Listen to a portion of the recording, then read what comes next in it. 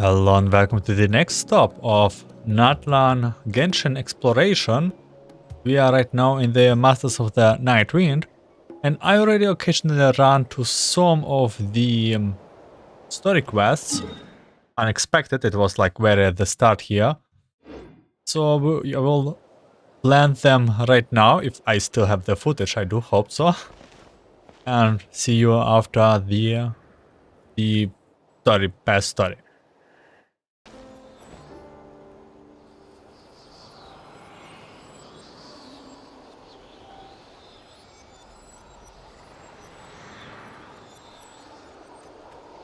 Something's hiding behind that statue!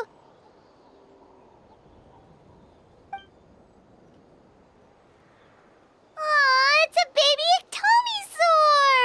So cute! Although, why is it staring at us? I just want to activate the stage and now we're here. Traveler! Is it part of the event? It's voiced. Hello?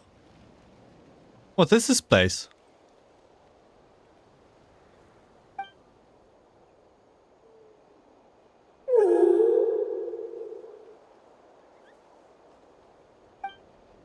Who are you?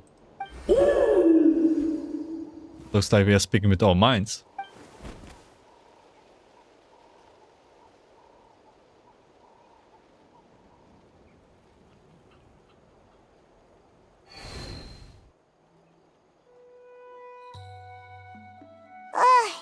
How long was Paimon out? Paimon locked eyes with that baby Ectomisaur for like a second, and then she was suddenly pulled into this strange place with a huge Ectomisaur. Yeah, same as here.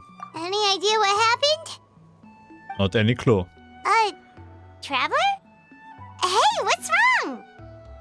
So there, we are being summoned.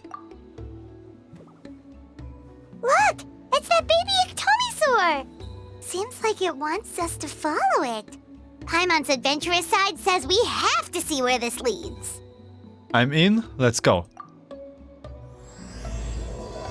Memory slowing with color. This is the door we have to go through. Touch. I was expecting to see Citlali, of course.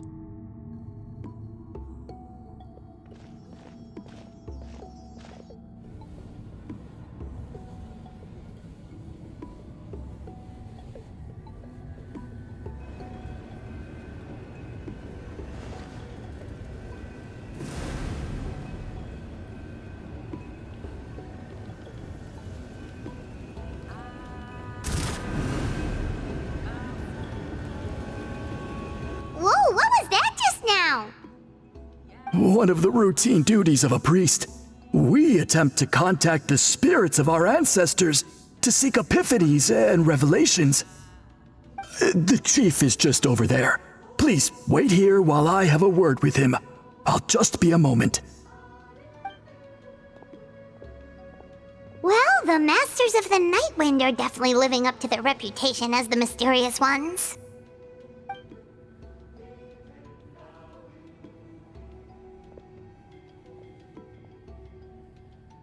All right, I've told the chief why we're here, and now you may speak with him.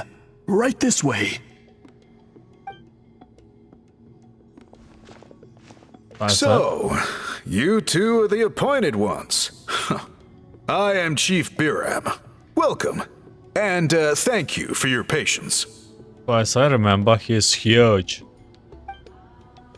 Oh yeah. So tall. Unusually so. Yes, I am aware, but I assure you, it's no cause for alarm. Oh, no, of course not. Sorry, Paimon just reacted without thinking. What is about us being appointed? Ah, yes. Kaholam told me about that. As outsiders to our tribe, this is probably the first you've heard of such appointments. I'm sure the whole thing seems very confusing. Throughout our history, Only members of the Masters of the Nightwind have been appointed to undertake these tasks. This is the first time an outsider has ever been chosen. Really? Allow me to explain.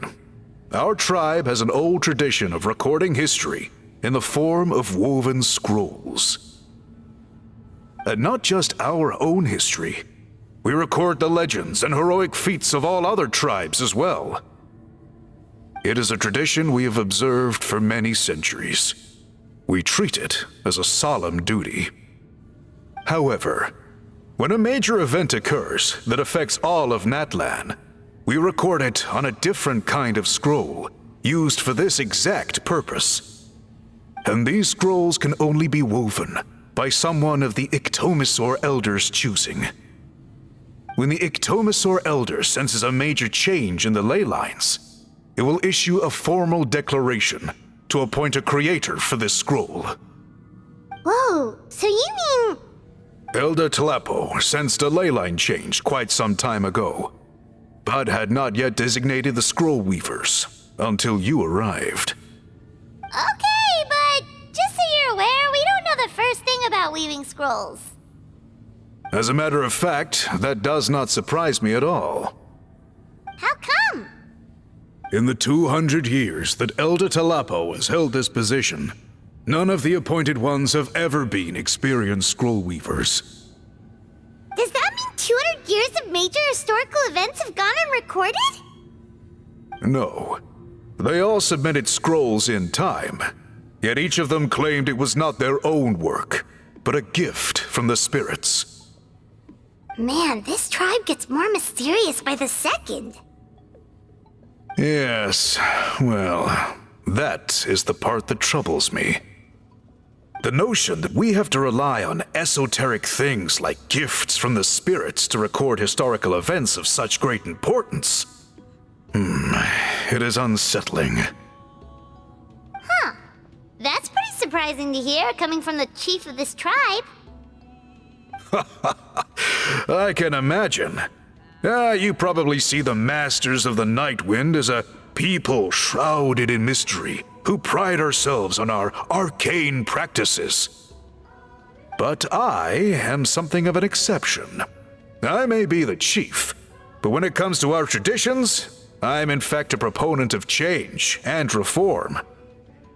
That's interesting. I have dedicated my energies to deciphering the many mysteries of our tribe. In doing so, I hope to establish clearer rules that will help sustain our traditions in the future. Wow, that sounds great!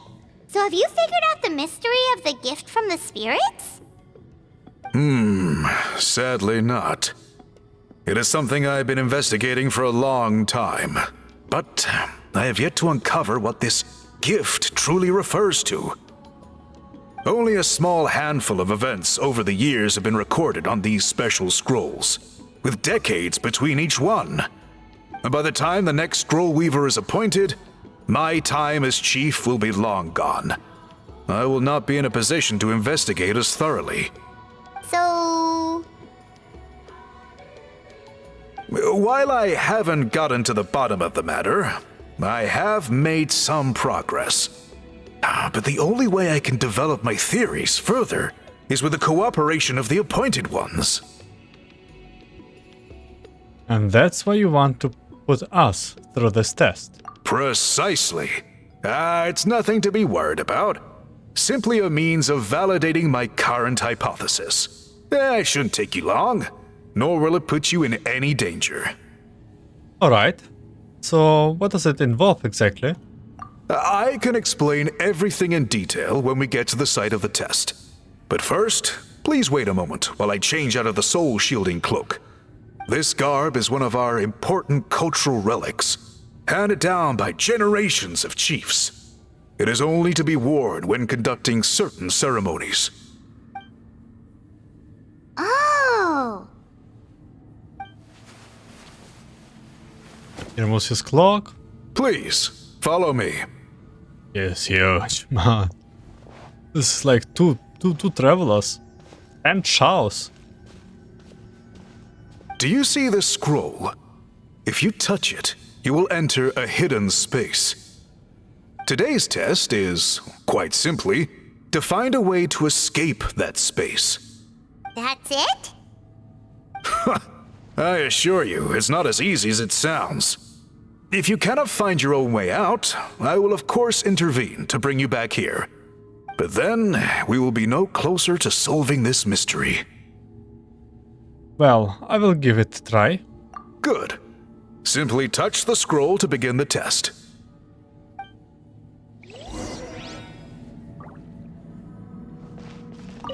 You may begin whenever you're ready. I like the color palettes of Masters of the Nightwind, also the color palettes of Citlali. This is just such a cool color palette.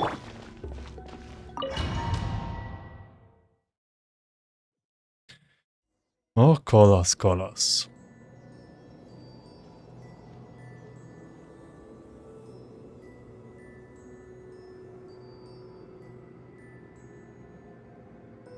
Whoa, we really did get teleported. But where's the way out? It seems like this place is completely sealed off. Doesn't look like there's an exit anywhere. Let's take a look around and see what we can find.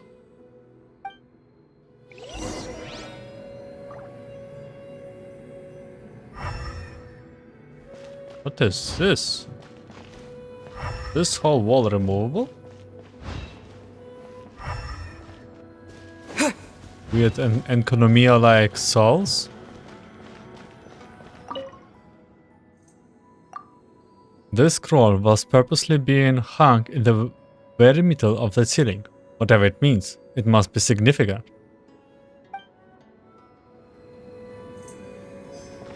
Looks like Mawika? I don't know.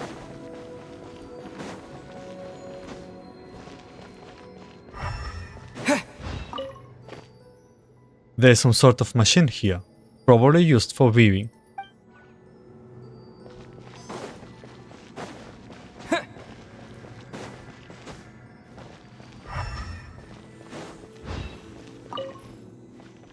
A large pile of woven scrolls. The thick layer of dust indicates that they have been here for a long time.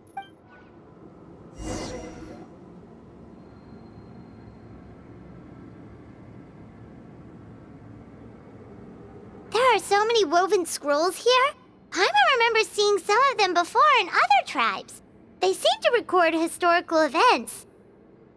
This one really stands out from the rest. For starters, it's the biggest of them all. Wonder what story it tells. The color are very distinctive too. Yeah, you're right. Over there, something just flashed. Traveler, did you catch that? Maybe that's how we get out. By seeing things we couldn't see before. Oh, right. Paimon's with you. Oh, yes, yes. I remember. We take the farm? No, we can't take the farm.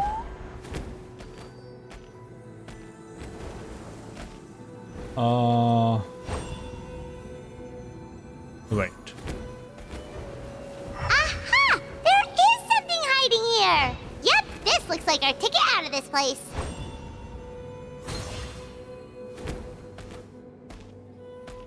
Real estate.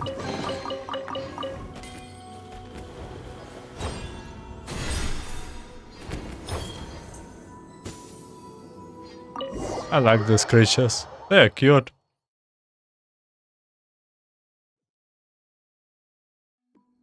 Whew, we finally made it out. It is just as I thought. You are indeed capable of undertaking this mission. Did this prove your theory? Yes. You saw many distinctive-looking scrolls there, didn't you? Sure did. This specific kind of scroll was left to us by our ancestors. Upon investigation, I discovered what sets it apart is the use of a color not featured in ordinary scrolls. It is a most mysterious color that most people cannot even detect. I myself had to employ special techniques to confirm its existence. Yet there are those who are born with a natural ability to perceive it. And that is why I wanted to test you. You mean...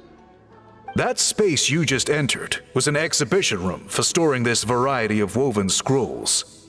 Centuries ago, a great shaman by the name of Huitzilin put in place a security measure so that anyone who entered the room without permission will become trapped inside. It exists to this day. And although I have not managed to decipher how it works, I have at least found out how to turn it on and off. Once someone is trapped inside, it is all but impossible for them to escape without outside help, unless they share the great shaman's ability to perceive that strange color. I think I know what you mean. Clearly, you must have this ability, which leads me to believe that our Ictomisaur Elder can sense this ability in people, and that it appoints a scroll weaver on this basis. It can sense that we can morph. Another secret power? Traveler, you are full of mysteries. Still, having this ability doesn't change the fact that neither of us know where to start with weaving a scroll. Don't worry about that. The method for weaving this kind of scroll appears to be largely the same as for an ordinary scroll. The main difference is in the dye that gives it its unique color. If my suspicions are correct, this dye is the key to weaving the scroll, and your special ability is the key to obtaining it. The dyeing process is also a little different from the norm, but I don't anticipate any major issues there. As long as you two can source the dye itself, I can assist with the application. Cool, we'll follow your lead.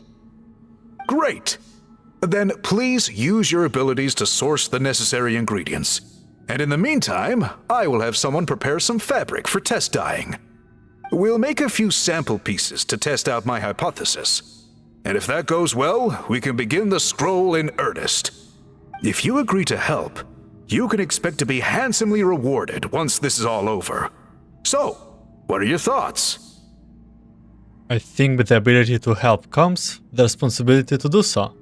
Agreed, especially if there's a reward in it. What is the reward, by the way? Is it food? Paimon hopes it's food. Given the stakes involved for our tribe, I was thinking a substantial sum of mora would be appropriate. Surely that would be preferable to just a free meal. More works too. Anyway, how do we go about finding these ingredients? Are we supposed to just keep walking around Natlan until we stumble across them? Thankfully not. I've already identified a location where I suspect they may be found. And I've arranged for someone to guide you there. Your guide is waiting just outside.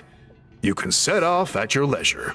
Citlali, Citlali, Citlali. Act 1 complete. Okay, maybe this is not Citlali, but one of our evil NPCs, which we get last time quite a lot. So let's see who the guide is. This is not Citlali, and I guess this is our evil NPC. We don't trust this guy. I take it you're the ones appointed by Elder Talapo? Yep, and you are... Call me Toltec. The chief asked me to be your guide for the day. His messengers already filled me in on the situation, so just follow me. And if you ask why evil NPCs, the last tribal Chronicles until now, we have some guy, some NPC that we met at the start, probably not the chief, being not that much of a nice person. Act 2, Legendary Collar. So the dye is somewhere in this cave, huh? This is as far as I can take you. Only the appointed ones may proceed from here. Why's that? Kind of a long story. Apparently, there's a certain fruit that grows in this cave, the juice of which can be processed to make an excellent dye. Many years ago, our ancestors set out to make a series of ambitious works of graffiti art. They selected this cave to make them in, presumably due to the availability of the dye. However, they didn't want anyone to see their work before it was completed, and so they sealed off the entrance to control access. To bypass the seal, you have to have mastered the art of color perception, or something like that. Oh, right. The strange thing is, our ancestors never removed the seal, even after they finished the graffiti art. I like the voice of this NPC, by the way. Since it was sealed off, the only person who's been inside is the great shaman, Citlali, and that was 300 years ago. According to her, the artwork tells the story of a hero by the name of Kuntur. But I digress. Sorry, I'm a big fan of graffiti artwork. Once I get talking, I can go on for hours. So you're sure you don't want to come with us? I'll pass. I tried to get in once, but the seal blocked my way. I tried getting my Iktomi to clear it with its powers, but even that didn't work. I guess it's supposed to be a test left there by our ancestors. If you don't pass the test, you're not worthy of viewing their works of art. Aww. Don't worry about me, though. I wouldn't be joining you this time even if I was able to get in. Unlike our chief, I don't have the guts to challenge our traditions. This task is specifically appointed to someone by the Iktomi Elder. Who knows what bad things might happen if I got involved? Fair enough. All right, we'll try not to take too long.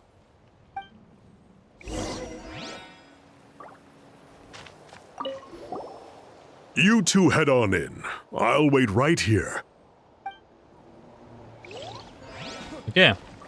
So, I have my concerns about this situation, because what is the real reason that he cannot go through? I don't trust his reason.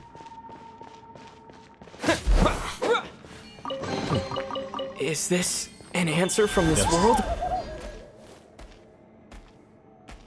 Okay, do we need Looks you like there's then? no way past. Maybe try the same thing as before? Sure. Hey, it worked! Let's head in and take a look. This should be the place. That fruit Toltec mentioned should be the one on the wall, right? Now, the only question is, which ones do we pick? This is probably where my special ability, the Chief mentioned, comes in. Well, go ahead, try it out!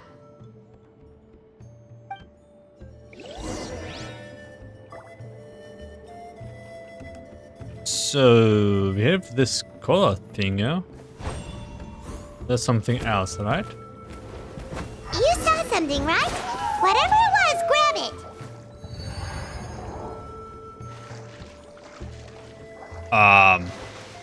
Yeah, I died. Never mind.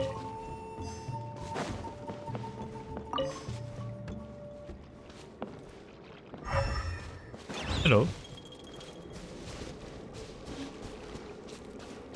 Wait, dice samples.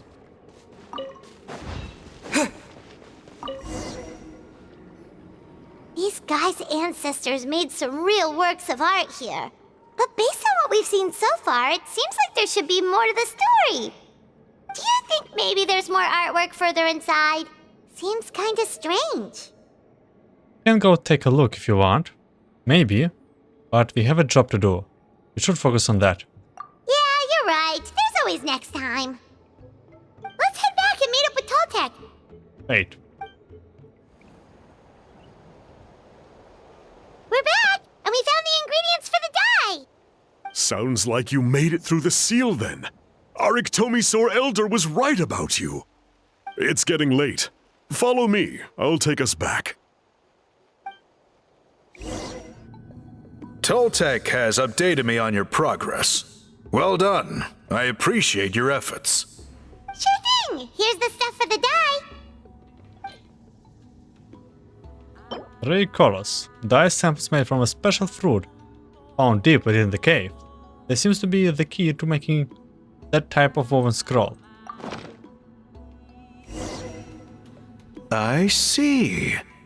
Yes. This is certainly a very different substance from typical dyes. Okay, Now let's try our hand at making some samples. The fabric is ready for testing. Got it. Please come with me.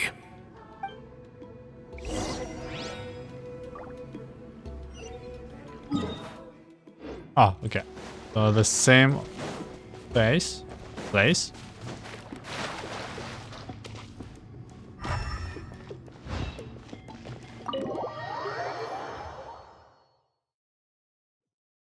I'm waiting for Citlali involvement.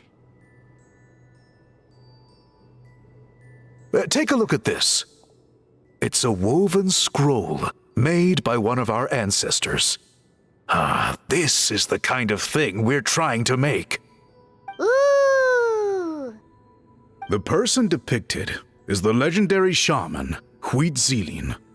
She lived 200 years ago and was once appointed by the Iktomisor Elder, like yourselves. She was especially skilled in the art of color manipulation, and of course completed her task with flying colors. This scroll is a record of her deeds, and was most likely the work of her own hand. The quality is simply breathtaking, even compared to other scrolls of this variety. Sadly, since she passed away, all of our Iktomisor Elder's subsequent appointees have had to rely on the gift from the spirits to complete their work. But now, you're about to revive an old tradition. That's a good way of putting it. My only quibble with your phrasing would be, it's not just me, but us. Now Paimon's getting excited.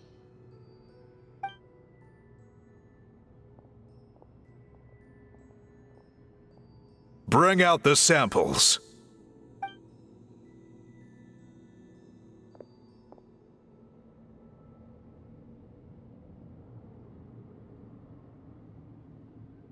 Now, as I mentioned, the dyeing process is a little complicated, but I am confident you will manage. Just make sure to follow my instructions carefully. Will do. Let's get started. The pattern has already been sketched out on the sample, so you just need to dye each block with the correct color. But you'll need to wait for the dye to fully soak in between each step to make sure the colors don't run. Okay, dye the fabric as instructed. Don't know if we get any minigame.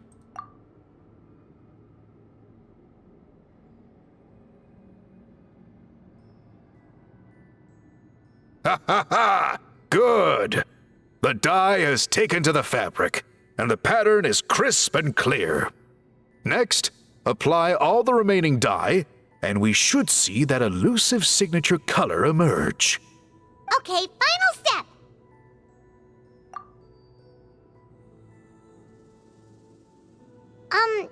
Did it work? Paimon doesn't see it. Oh, that color isn't showing up. Oh, the dyeing has failed. Did I messed up somehow? No, your technique was flawless. You did everything exactly as instructed. It would have made no difference if I'd done it myself. Then what went wrong? It could be the weaving technique, or maybe the dye has to be applied in a different way. Oh, whatever the case, it looks like I have failed to get to the bottom of this mystery. Sorry, Paimon wishes we could do more to help. I am the one who should be apologizing. I made you do so much work, and it was for nothing. I will, of course, honor my commitment to compensate you for your trouble, but I do hope you won't give up on this task. I plan to keep investigating, and will be sure to keep you updated with any progress. Don't worry, we're not quitters. Paimon does have a question, though. This whole process of recording history on woven scrolls seems so complicated. Why don't you just write it down instead? You said yourself you're all about change and reform. Well, this seems like a pretty good place to start, don't you think? Writing things down would be easier for everyone, and your records would be more detailed. I think you've perhaps misunderstood my philosophy, but that's okay. I can answer your question, but there's somewhere I need to show you first. Oh, sure.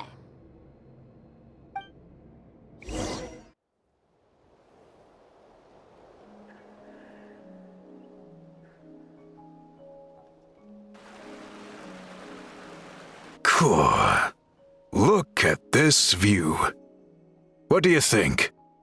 It's gorgeous! Now, try looking a little further. Whoa, that graffiti! In all the years since the founding of our tribe, those colors have been with us every step of the way.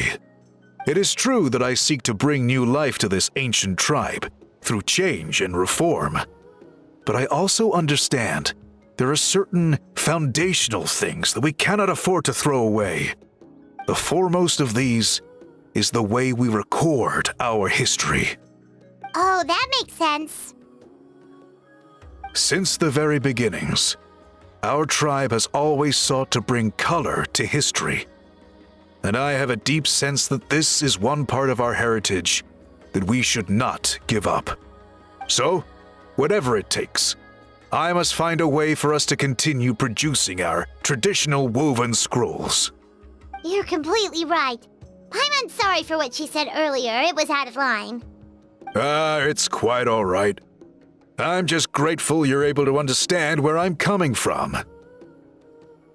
We are committed to helping you solve this. Then let us hope that when we next meet, we succeed in reviving this tradition. Act 2 completed. Okay. Now, Citlali time. Act 3. At least. At least by this time. Wait. It's Fatui and someone from Masters of the Night, from Springs? People of the Springs? Huh? What are the Fatui doing here? That's a little concerning. Let's go over there and see what they're up to. Also, how did they get this close to a tribal settlement? Well, considering that the captain did for natlan, maybe they have been given a bit more leeway. Huh. All the Fatui left in Natlan are probably the captain's subordinates.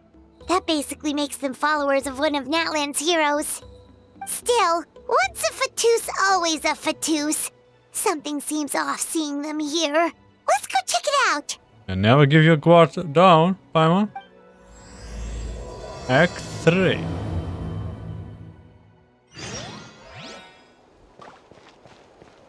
Sniffle, sniffle. Don't worry, Sniffle, I'm sniffle. sure they'll show up soon. Sniffle, sniffle. Finally got here, Guess it's and time now to I can even explore. find. Ahem! What are you guys doing here? Following orders. If you have a problem, take it up with our employer.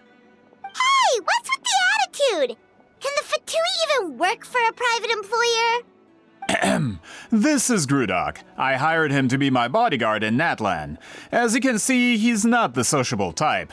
I'm sorry for any offense. Fontaine people. My original plan was to hire someone from the local tribes, but a priest recommended Grudok and his squad. I was told they were capable fighters and had the time to spare, so they fit the bill. It seems like the Fatui's reputation in Natlan is quite positive. So that's what happened. Then you must be from Fontaine? Precisely! Montluçon, at your service. I work in the publication business. And you two... Wait, you must be the traveler and his fairy companion. Oh, you know us? A golden-haired traveler with a floating companion. There's no mistake. Your exploits in Fontaine have all the makings of a best-selling series. I'd be a failure of a book merchant if I couldn't recognize you. Wow, we're really famous at this point, Traveler. It's truly my lucky day. I know this is sudden, but I was actually looking for you two. You see, I have a favor to ask. So, you chased us all the way to Natlan? That's a little creepy. You'll be generously rewarded, I promise you. Well, at least he got straight to the point. Should we hear what he has to say? Something tells me we cannot escape this one. All right, we'll hear your request. You You know the great shaman Citlali, right? I need her help with something. Yeah, but the chances of her helping a random stranger just because we asked? With her personality, pretty slim. Yeah, Citlali really doesn't like dealing with strangers. I heard about that from other members of her tribe, but they told me if one person could convince her, it would be the golden-haired traveler. If you manage it, I'll even double your pay. Why do you need her help? Oh yeah, we should definitely get to the bottom of that first. It's kind of a long story, and there's tribal history involved, so you should hear it from an expert. Allier, if you could. Of course. I don't often have an eager audience for this kind of thing. Nice to meet you. The name's Allier. I'm a researcher from the Fontaine Research Institute. Unlike most researchers, I have a keen interest in ancient ruins. That's why I was invited to join Monsieur Montluçon's team.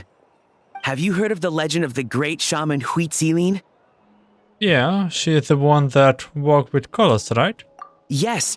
According to local records, she was a color mystic who lived over 200 years ago, and the most adept in her tribe at using that particular technique. Out of all of her exploits, her most celebrated is the Battle of Seven Colors.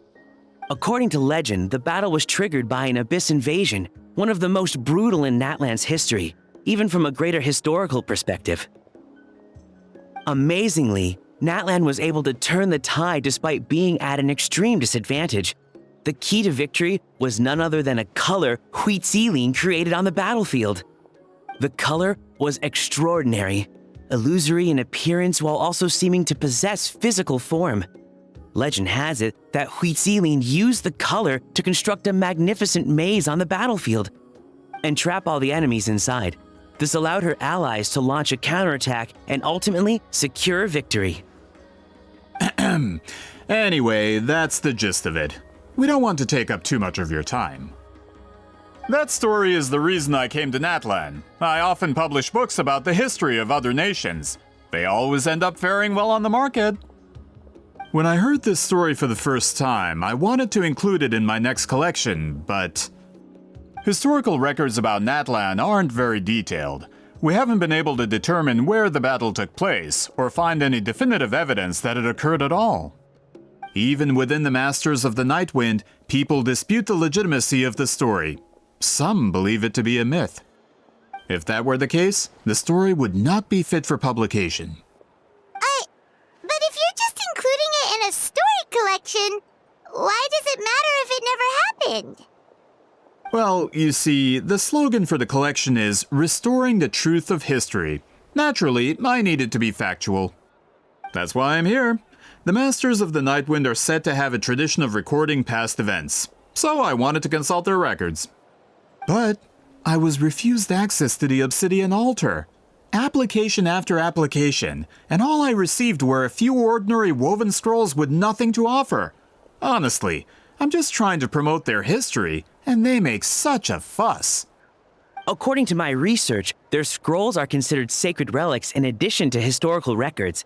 Naturally, outsiders are rarely granted access. Not to mention, the scrolls we did get to review actually contain a huge amount of information.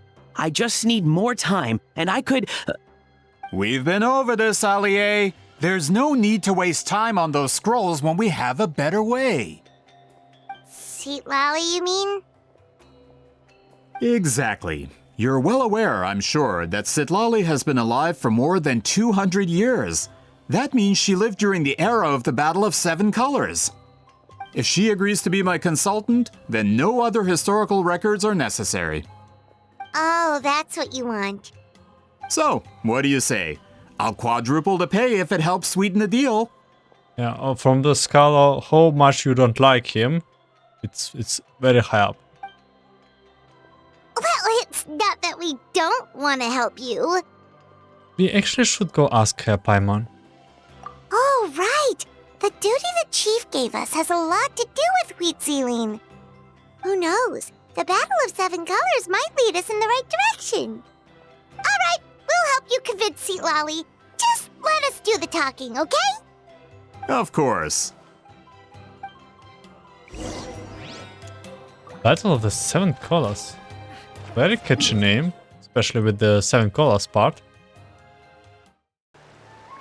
And this is Citlali's house. So, this is where the great shaman lives? A bit far from civilization, isn't it? I hope the person who pointed us in this direction wasn't mistaken.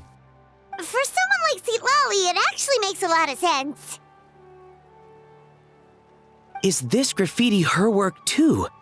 I wonder if it's a cultural practice. If I could just copy it down, We're here for a reason, Alie.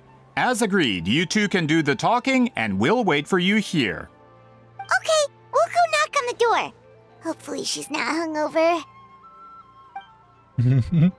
I hope she is hungover. That's where she is the funniest one. Citlali? Are you there? We need your help with something! Oh, no response. Maybe she's not home. Let's try her other name. Oh, Granny Citlali? Are you home? The door is thrown open and you are met with a... Hey, kid! If you're here to challenge me, book an appointment first. Oh, it's so cute. So Citlali's real hermit, huh? Traveler!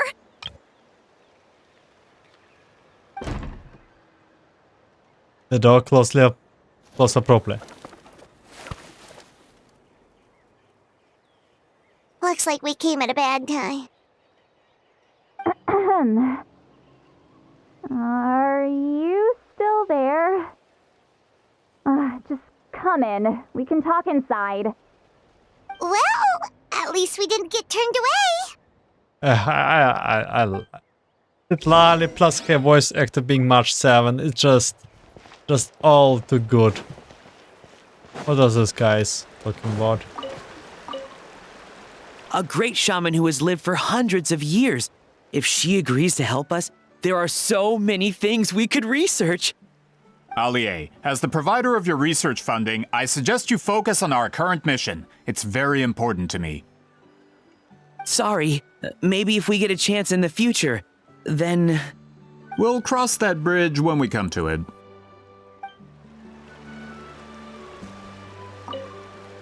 A great shaman... Alie, Yeah. as the provider of your The research Fatui guy funding, does I not suggest talk. you focus on our current mission. Sorry, maybe... We'll cross that bridge. Yeah, let's go into Citlali's apartment.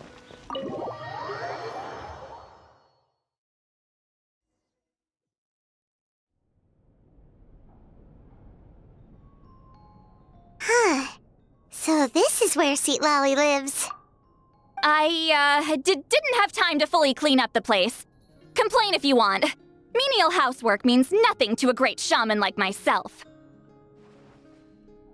Besides, in light novels, people who keep everything neat and tidy are always too boring to be the protagonists. Also, I'm not a hermit. I'm just above superficial rules of societal etiquette.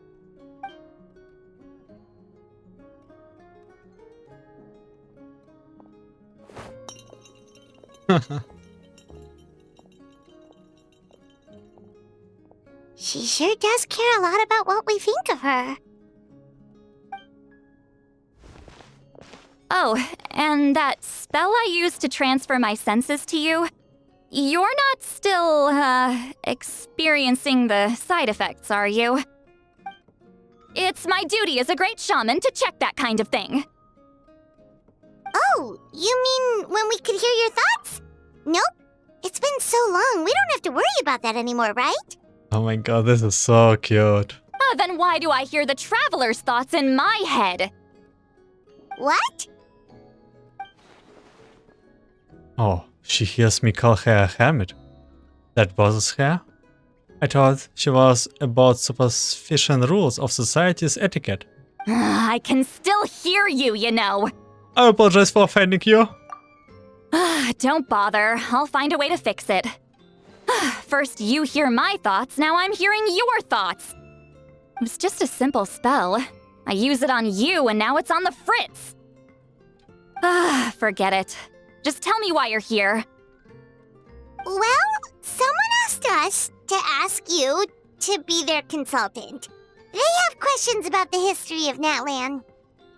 So they asked the hero of Natlan to put in a good word? Sounds like they know I don't usually trouble myself with other people's problems. The pay is really good.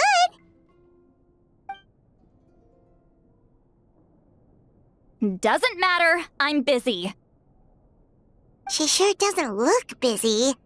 Paimon knew this wouldn't get us anywhere. What if the request comes from me? From you? Yeah, we were given a sacred duty to help your tribe weave a special scroll. Huh? So, you're the appointed ones this time? We were surprised too. After all, we have no idea how to weave a scroll like that. But with Chef Biram's help, we were able to make some progress. We still haven't succeeded, but we learned that the key to weaving the scroll is a special kind of color.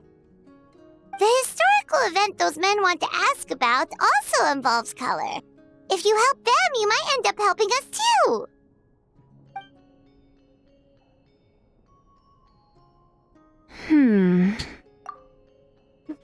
She's giving us that face again. Did Paimon not explain things clearly?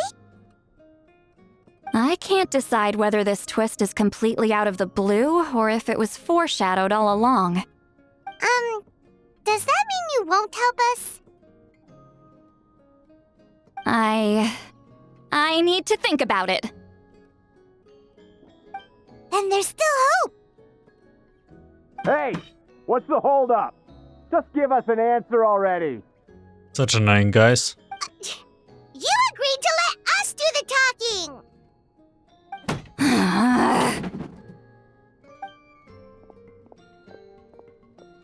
Citlali!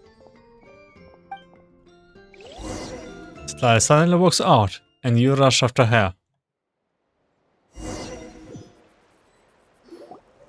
Stand down, Grudok! As your employer, if I tell you to wait, then you wait. Understood.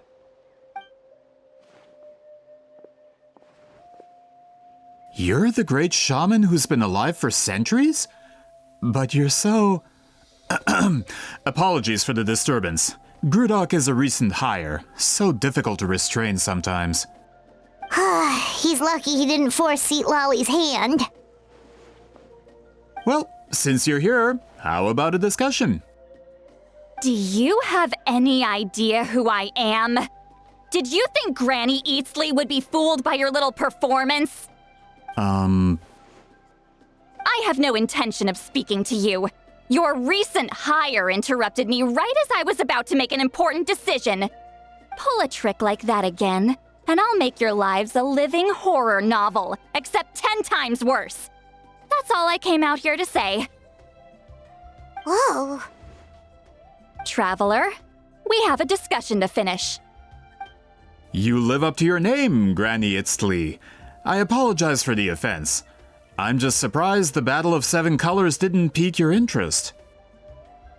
You're investigating the Battle of Seven Colors? Ah, the Traveler didn't get to that part? Yes, I thought the Traveler could help me convince you. But, if I'm not mistaken, you have a personal interest in this matter, don't you? I heard that the great shaman Huitzilin was a friend of yours. You two must have been close. If I can resolve the controversy and prove the battle took place, I'll include it in my next collection. Then, all of Tevat will learn the truth. With your support, your friend's heroic deeds will once again be known throughout the land. Inspiring, don't you think? It would mean a lot to your tribe. If this is really about that duty, then... fine. I'll help you. I'm honored. Save it. I agreed to help the Traveler, not you. You'll just have to leech what you can. Well, at least she agreed to help. Looks like my friendship with Citlali came in handy after all. I never took her to be the heartless type anyway. Oh. Who are you calling heartless? Chicaneries. Not a problem. I always planned to work with the Traveler. So, did you directly experience any events of the battle? Do you have any idea where it took place?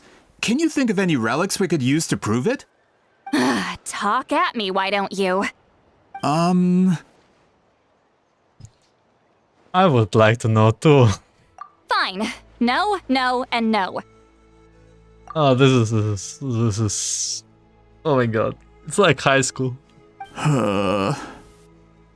I did live during the same era as her, but that doesn't mean we experienced the same events. I've lived a long time, but I'm not a walking encyclopedia. You decide the angle of your investigation, and I'll provide answers if I'm familiar with the subject. Alright. Even if you didn't witness the battle yourself, you still lived through that era. Your insights are very valuable. Allie, you had an idea about where to start, yes?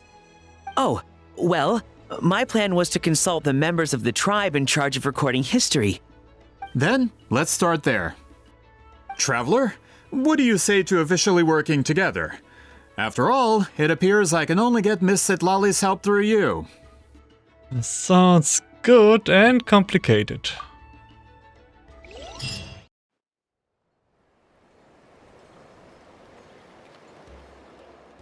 You don't seem super invested in this whole thing, Citlali. The Battle of Seven Colors is something I've only ever heard about. I know as much as anyone else in my tribe. But how? Weren't you alive when it happened? I wasn't there when it took place, and she never told me about it. That's how. But Molu Sol said the two of you were close friends. The battle was legendary. Why wouldn't Huitziling tell you about it? Close friends? More like arch rivals. Something Montluçon would know if he actually did his research. Did you see the graffiti outside my house? That's not my doing. All students from Huitziling School of Shamanism must pass an extremely difficult trial before graduation, defeating me in battle. Those graffiti drawings are how they challenge me. Wait, what? Also, does it have something to do with your trailer? Of course, none of them ever succeeded. So, after Huitziling's death, her students had no choice but to modify the requirement.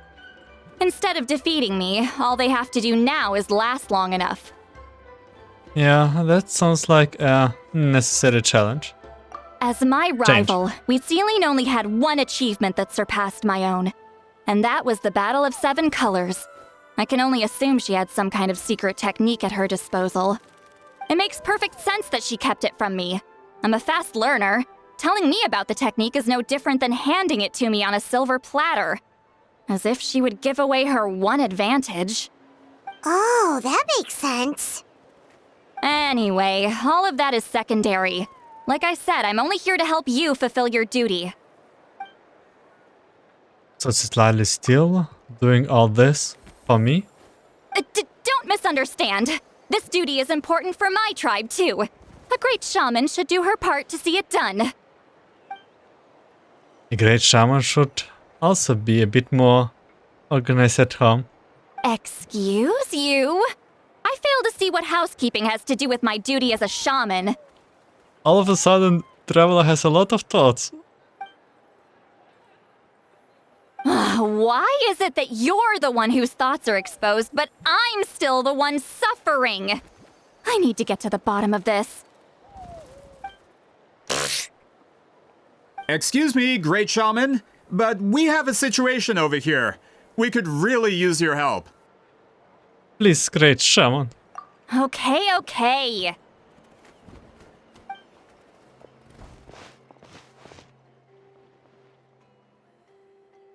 Of course the Battle of Seven Colors happened. The woven scroll proves it. Huitziling used a mysterious color to construct a maze and trap the enemies inside. That's just your interpretation. There's more than one way to understand that scroll. Besides, constructing a maze out of color is ridiculous.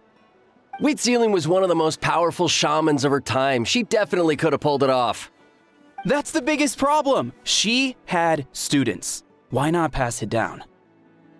A technique that powerful, and no shaman since has ever used it? Her students are keeping it a secret, of course. If you knew a technique like that, you'd be a fool to show it to just anyone.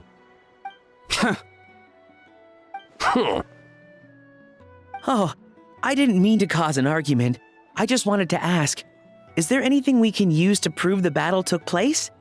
Of course it took place. Why would you need to prove it? You'll have to excuse him. Some people in our tribe insist on clinging to outdated views of history.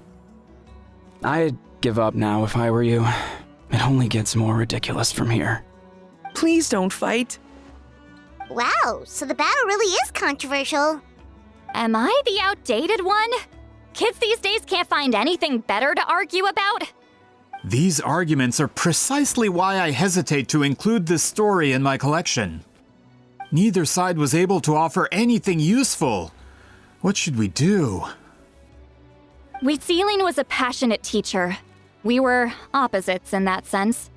The technique she used in the battle must have been her masterpiece. There's every reason to pass it on. Still, if the technique is powerful enough to single-handedly stop an invasion, it also makes sense that her disciples would keep it a secret. We should check with the students from her school. If we can confirm the technique exists, we can deduce certain things about the battle. But as far as I know, most of the shamans from her school occupy high positions in the tribe. Not the type of people outsiders like us can speak to on a whim. Right. The obsidian altar is off limits to you. But, if I go... Is there a problem? Most of Wheat Ceiling students are respected priests in the tribe. But that means they had to go through me. Or try, at least. I, of course, humiliated them from a young age. Those who hold the position now are the ones who lasted long enough before I wiped the floor with them. If I show up without warning, they'll run for dear life. That's not gonna get us any answers. Yeah, Paimon can see it now.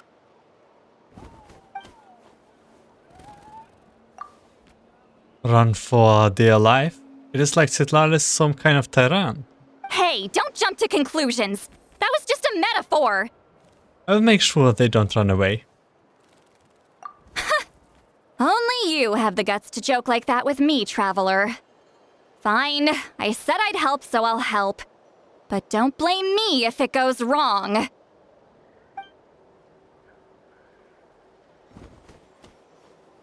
the rest of you can wait for us here. We appreciate the help.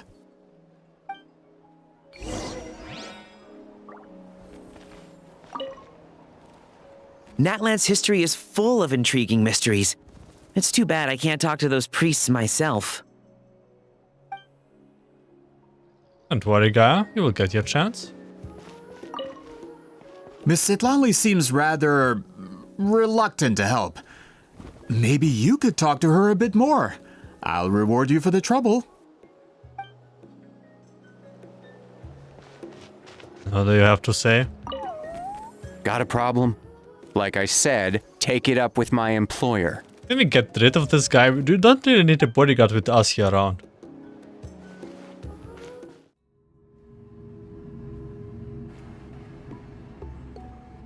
Oh, are you in the middle of a ceremony? Granny Eatsley? What is she doing here? Did some coward not show up after challenging her to a fight? Or is she here to officially take over the tribe? Man, she's really like tyrant. Whoa, it's like they really do see her as some kind of tyrant. Yeah. No matter what, we'll defend our dignity as priests to the end. Ugh, you talk a big game for someone who lost to me the most out of the entire priesthood. What? All I want is to ask some questions. So, you're here to interrogate us? Someone didn't sit pretty for their beating? Is that it? You want their name, don't you? Oh my god. We should just run! It's really like the old school teachers. Don't be afraid. Yeah, with the hero of Natlan here, Granny Citlali will be on her best behavior. Sure, whatever you say. Oh, it's the traveler and his companion. That does make me feel better. How can we help you? We wanted to ask about the technique you inherited from Huitziling. Huh. So you can eradicate our school once and for all? Disciples of our school have challenged her year after year, just as our master instructed. Sounds like she's finally had enough. Well, you're not wrong. If we want to protect our legacy, one of us needs to run! Not this again. Just how much did you traumatize them, Citlali? Huh. She beat them in the duel, so what? There's no reason to be so terrified. Citlali is someone worthy of love and respect. Hey! You can't just say whatever you want just because it's in your head! I'm Granny Citlali. A mere mention of my name and kids burst into tears. Love and respect? No one has the guts for that. Well, I do. You know what? Forget about your duty. We really need to fix this mind-reading situation. This is too cute. Sorry to disappoint, but if you're here to question whether we're qualified to inherit our master's legacy, we're not going down without a fight. Good luck. We're not getting anywhere. What should we do, Traveler? Let me think. Huh? Oh, it's you. Elder Tlapo! Oh, we must have disturbed your meditation. Our deepest apologies. Please forgive us. Yeah, Klappo is the one who appointed us, right? Or do we know this? Did Elder Tlapo just issue a declaration? From what I can tell, in a single word, the message was... friend? Yep, that's the guy who followed us at the start, pretty sure. Is Elder Tlapo telling us to treat Granny Citlali as a friend? That's not possible, is it? Oh, you forget yourselves, my friends. You are esteemed priests of our tribe. Where are your manners? But Chief! I didn't expect to see you here, great shaman. My sincere apologies for the lack of hospitality. Well, I wasn't exactly planning to come to this crowded place. So you can save the pleasantries, Chief. Yeah. I'd rather get this over with. This guy is so big, I really... Understood. Now, as successors of Huitziling, I understand your friction with Granny Citlali. I must really have a neck pain from looking down all the time. However, Elder Tlapo's declarations have always showed us the correct path. You would do well to respect his counsel. So, mind your manners and allow Granny Citlali to ask her questions. Good thing Elder Tlapo and Chief Biram are on our side. Saved. Okay. Can we speak to... No. I think they're not here. Okay, let's just... Oh wait, oh, okay, we can speak to them. Why does Granny Citlali want to question us all of a sudden? Should we plan our answers in advance?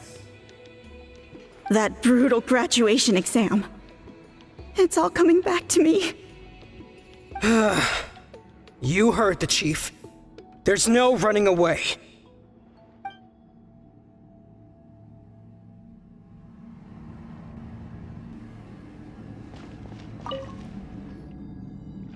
Hi there, Elder Tlapo! It's been a while. Hey, he seems pretty happy to see us. He's the one who put you in charge of the scroll, right? Yeah, Elder Tlapo appointed us to the task. Elder Tlapo, huh? He's still Claw to me.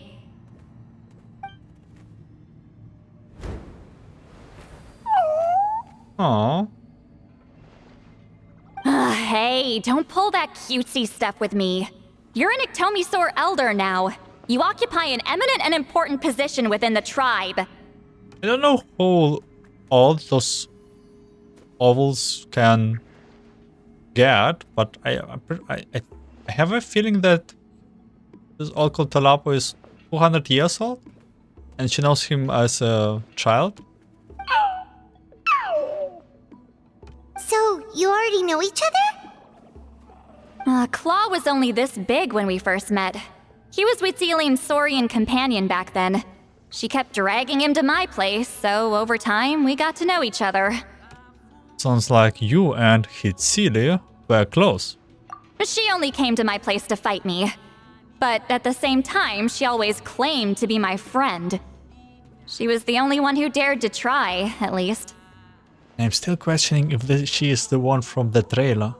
Well, you've lived a long time. You've probably made a bunch of friends over the years, right? The more time you have, the more friends you lose. Oh, Anyway, let's get back to business. I hate talking about the past.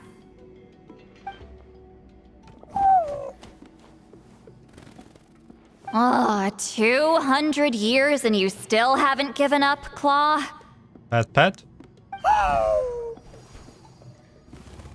I still haven't made up my mind, so you should head back.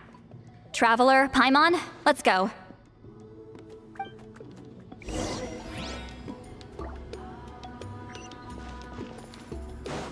And beat up.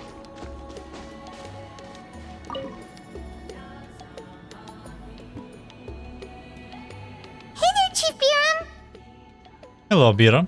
Oh, wait. We haven't reached out since the last time we failed the task, huh?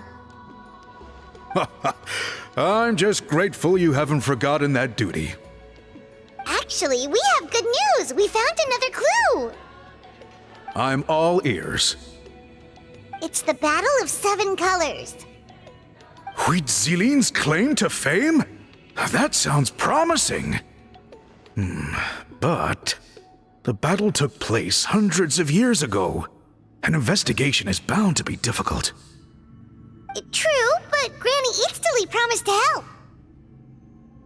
Is that so? Huh. I've tried seeking her help in the past, but I never managed to coax her out. You should cherish this opportunity. Hey, don't complain! None of the previous chiefs succeeded either. Forgive me. That wasn't my intention. It was a comment on my own failings. Paimon said you've been trying to figure out how to weave the special scroll.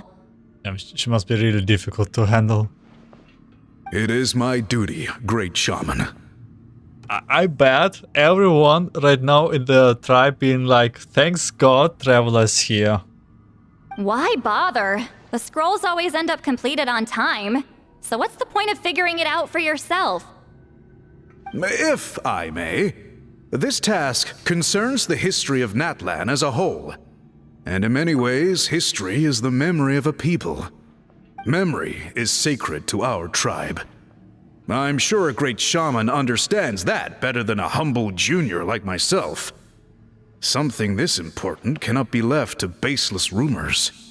I know you don't concern yourself with the daily affairs of the tribe, Granny Eatstily.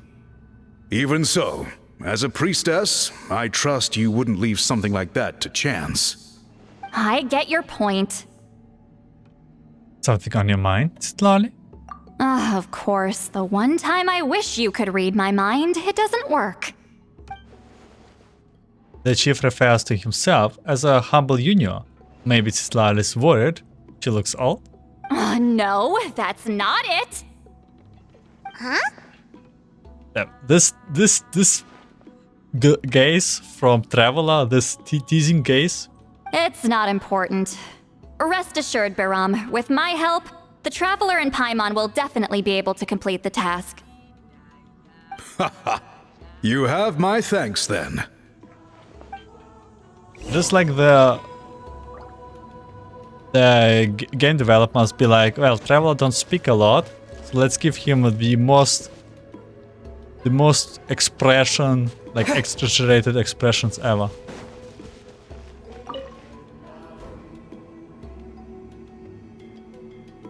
Huh.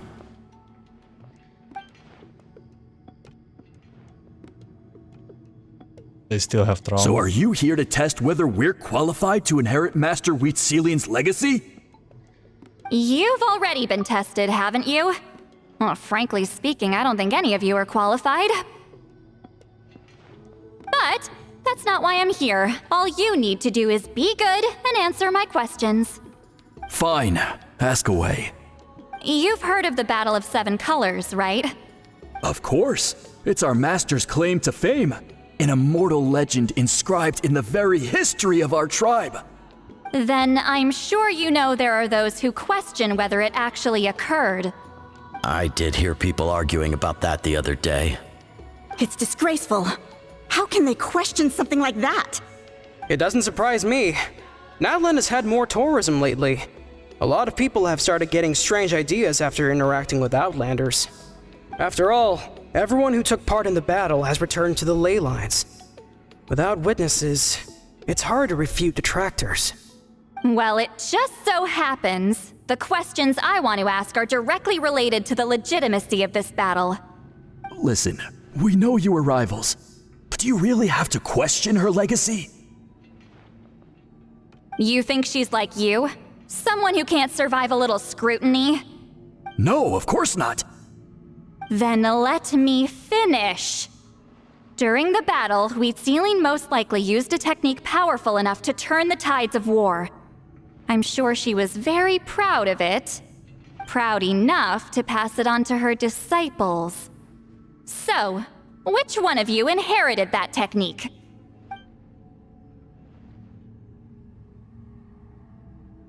Let me guess, I have no idea.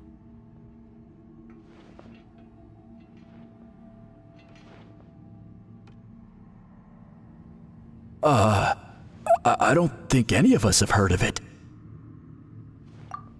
Listen, I'm not trying to take it for myself, so be honest. With or without it, I can wipe the floor with any of you. Yeah, no objections there. But I'm telling the truth. None of us have ever heard of that technique. Gah, what's wrong with her? Why would she let it go extinct? Master's body of work is massive. No one student could hope to learn all her techniques. Mastering just a few already takes a lot of effort. Master had no choice but to recruit many students, split up what she knew into different portions, and pass it down through various individuals. So even though we see ourselves as representatives of Wheatselian's school of shamanism, what we know isn't the sum of her legacy. It actually sounds pretty impressive. Actually, I know of a shaman family that inherited some of Master's techniques. The family fell on hard times and lost the right to the priesthood. Still could be worth a shot. But if they inherited Wheatselian's secret technique, shouldn't the family be thriving? Well, it's the only thing I can think of. All right, give me their address. I'll mark it out on your map. To be honest, I'm not optimistic about the future of this investigation. You're really giving it all, though? That's because the request came from you. You don't know the power of your own words, do you? Seems they do work magic.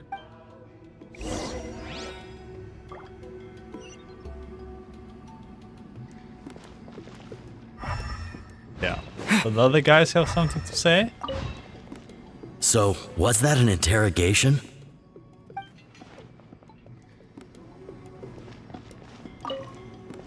That poor coward. I should go find him and convince him to accept his fate. Wait. About whom you're speaking of? Huh. I hope Granny Eatsley's satisfied with the information we provided.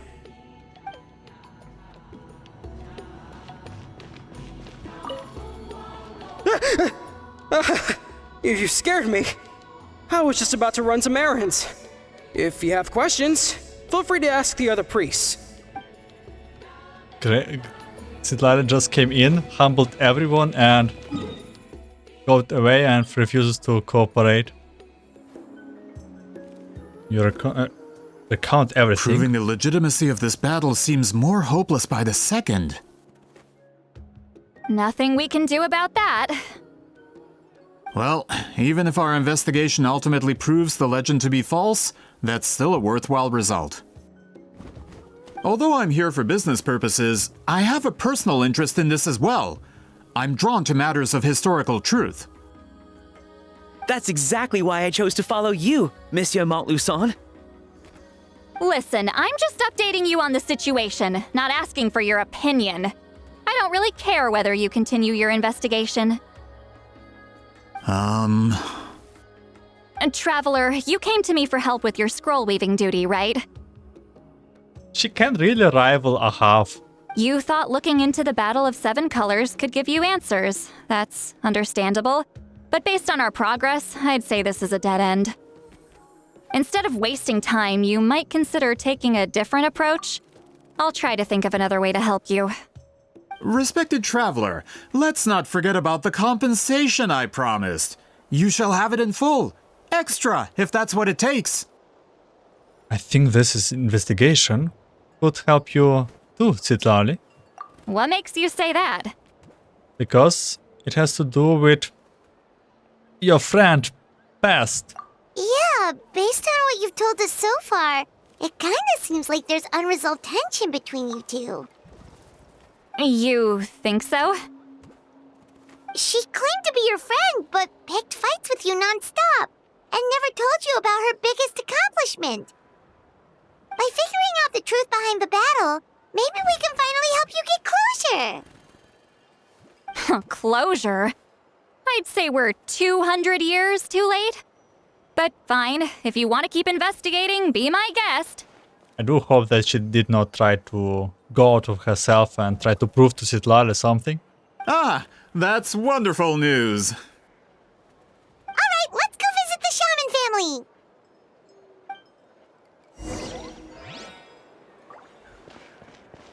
Oh, it's nearby.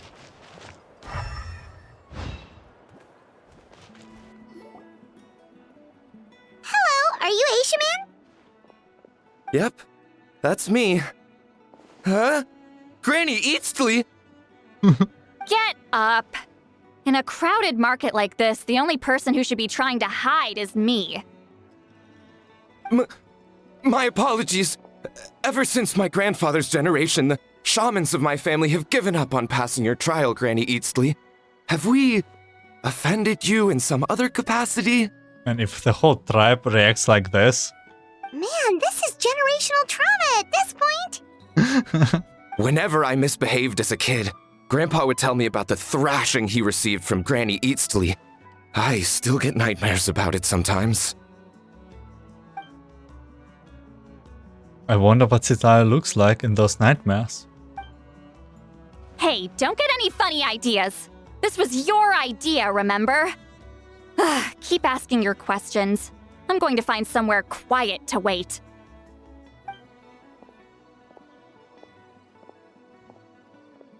Okay, so your family studied under Huitzilin, right?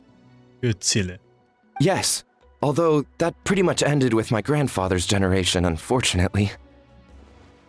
The techniques my family learned from Huitzilin didn't have much practical use in terms of tribal affairs, so during my grandfather's time, we quit the priesthood. Turns out, shaman techniques aren't that useful outside the priesthood either. So over time, we abandoned them altogether. Of course, it's possible that we were just too foolish to understand the true power of those teachings. After all, Huitzilin was a genius. None of her students have been able to fully reproduce her talent. Do you know which techniques were passed on to your family? I'm not sure. As a kid, I remember hearing my grandfather talk about them, but it's not like I can use them myself. Just think about it for a sec. Do you remember anything about a technique that can decide the outcome of a battle? Decide the outcome of a battle? No, I don't remember anything like that. Besides, my family wasn't really known for our talent. If a technique like that exists, I doubt Citlali would pass it on to us. You might have better luck asking one of the priests. They're descendants of Citlali's most gifted students. Well, looks like we're back where we started. Still no definitive evidence the Battle of Seven Colors took place. Allie, do you think we have enough to draw a conclusion? All we have are non-witness accounts. We could put together an interview, but that's not going to hold up in academic circles. Then we have to keep going. Oh, you're investigating the Battle of Seven Colors?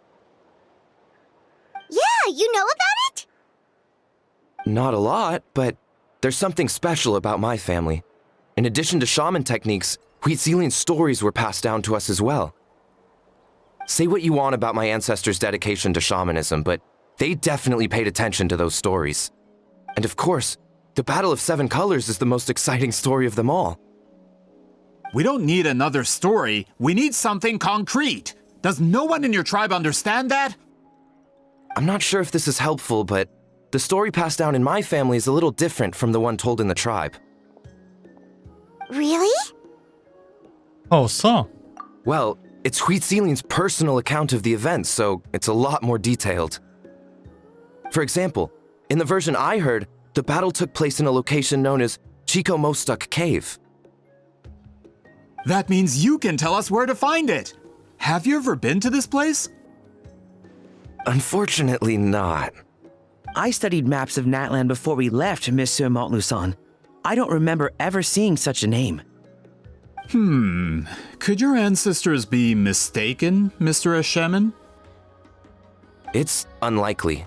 My family may have let the shamanism side of things fall by the wayside, but we're serious about these stories. In the words of my grandfather, some things deserve to be passed down more than secret arts. If Citlali's version of events differs so much from the general understanding, that makes it even more likely the battle is completely made up. Yeah, that's disappointing. Oh, hold on. You mentioned the Chico Mostuk cave? Oh, yes? Can I clear something up for you? It's been more than 200 years. Huh. I never thought I'd hear that name again. What does she mean? Maybe the cave where we were in the Act 1?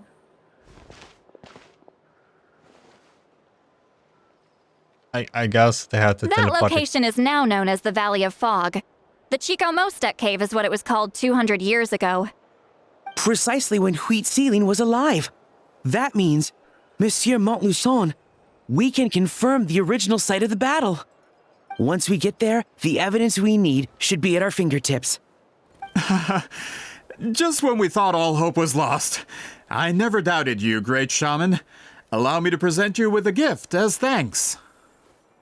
Save it. Flattery won't get you anywhere with me. Just accept the gift, Citlali. You have earned it. Wait, Mr. Montluçon works in publishing. You're a huge fan of light novels, right, Citlali? Maybe he could get you some that are out of print. Really? Out of print, huh? Sure. Do you have any in mind? Well, if we're talking collectibles, then the first edition of Shogun Almighty reborn as Raiden with unlimited power is a must. I don't know how many Shogun's Almighty Reborns we have, but yeah. It's the first major hit of the isekai genre. Several editions have gone to print, but copies of the first edition are exceedingly rare and valuable. Don't we have a first edition of this? Or is it called differently? I see. There's also its sister work, Pretty Please Kitsune Guji. It was Yae Publishing House's attempt at gauging the new market trends. It's opened the door to a new genre after readers grew tired of isekais. The sales speak for themselves. Actually, Yae Publishing House released a limited edition not too long ago. But it's almost impossible to get. Anyway, I'll take those two. Sorry, I'm not sure I caught all that. What were the titles again? Reborn as Kitsune Guji? These two titles are among the most successful and well-known works in the entire industry. You're telling me, as someone who works in publishing, you've never heard of them? I'm a merchant from Fontaine, after all. Regarding this particular genre from Inazuma, I'm afraid I lack your level of expertise. Amateur. Just leave the books to me. Don't forget about our pay, though. Of course! Sounds like a perfect arrangement. Now there's no time to waste. We should head to the site of the battle right away. How does the game knows we have the books? Once we get there, it'll take a bit more work to determine the actual location. Right now, all we have is a general idea. Well, I'm sure Miss Citlali can help us with that. Have you even looked at the time? It's already evening, and I have important plans tonight. You expect me to work through the night? Well, what do you think, traveler? Let's break for the day and meet back up tomorrow. Okay, we'll find a place to rest for the night. When should we meet tomorrow? He's persistent, huh? What do you think, Citlali? How about noon? Do we have to wait that long? Great shamans have important matters to attend to in the morning. My guess is that she just wants to slip in. That's only because I have important tasks to complete at night. Reading novels. I'm clueless. All right, as Miss Citlali instructed. Let's meet back up tomorrow at noon. We'll be waiting at the exit of the tribal settlement.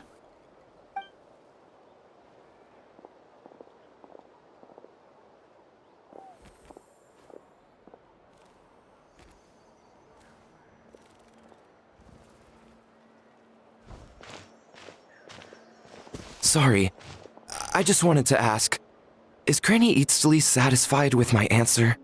Oh my god. Yeah, of course. You really helped us out. Oh, good. I'm glad I didn't offend her somehow. You're really that scared of her? Oh my god, can we please fix the situation here before we leave? She's actually really nice. To be honest, Granny Eatsley almost never interacts with ordinary tribespeople like us. Everything we know about her comes from rumors. She's a powerful shaman who's lived for over 200 years. As a great hero, you're probably the only one who isn't intimidated by her. Wow. Well, thanks for today, Citlali. Wanna grab a meal? My treat. That's quite considerate of you. All right, let's grab a few drinks. Just like last time. Wait, didn't you say you had important plans tonight? Yeah, that's what Drunk Citlali is important plan. What did you think I meant? Does that mean you've gone drinking every night for the past 200 years? Now Paimon's worried about your health. Same place? No, I've had enough socializing for one day. I know somewhere quiet. We can just buy some drinks and head over.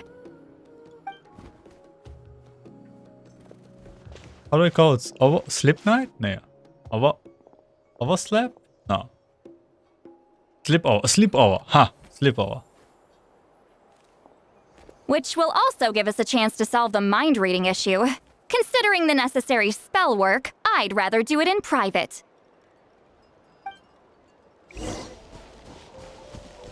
Huh. Is this the place?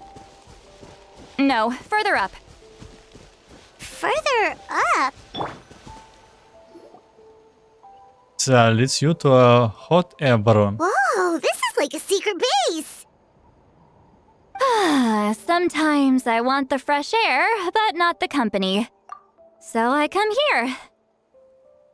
Let's see if my stash is still here. Ah, great! The halberd crest birds didn't eat my snacks.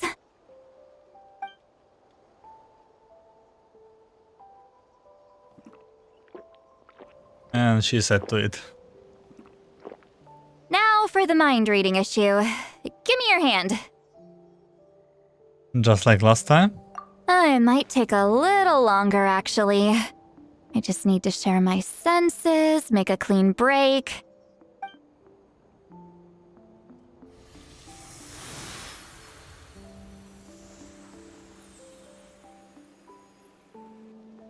And that should do it, right?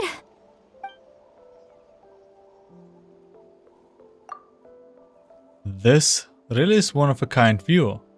That must be why Citlali likes to come here. You're not wrong. Hold on. Why do I still hear you in my head? No idea. Oh, did I not separate our senses completely? Maybe using my palm isn't enough? Close your eyes.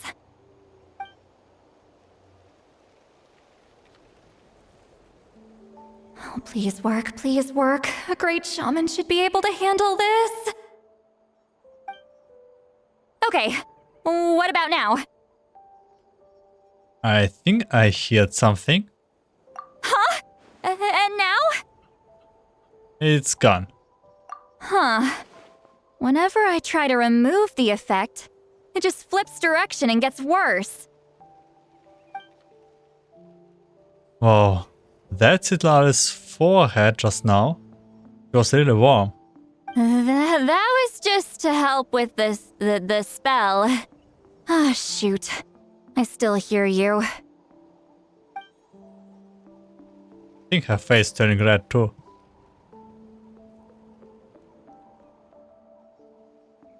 For a human soul, to lose the boundaries of the mind is to drown in the sea of consciousness without a concept of self. Wait, that sounds bad.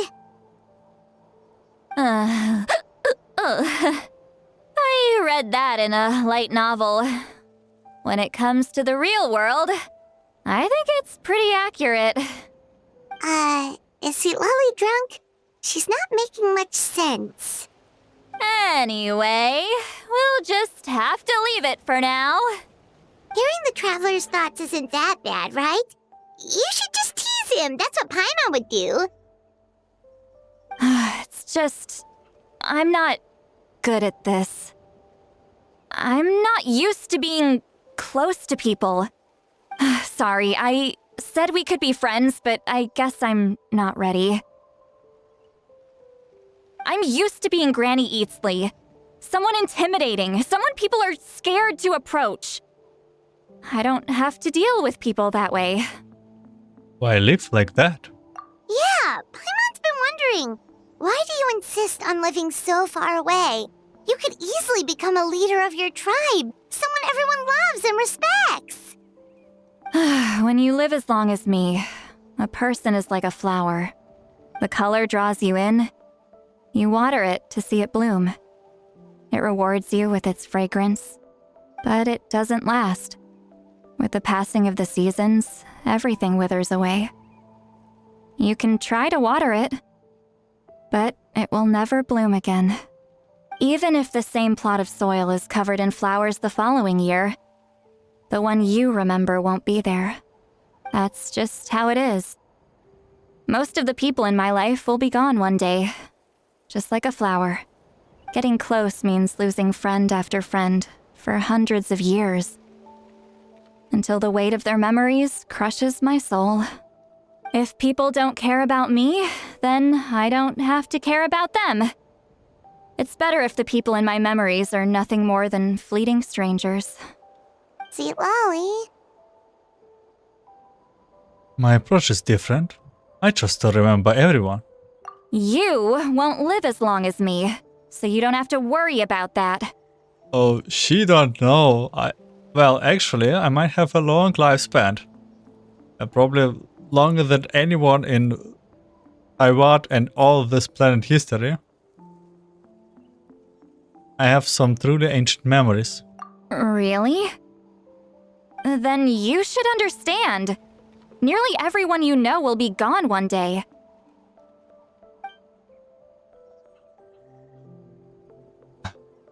All the more reason to remember them. Traveler?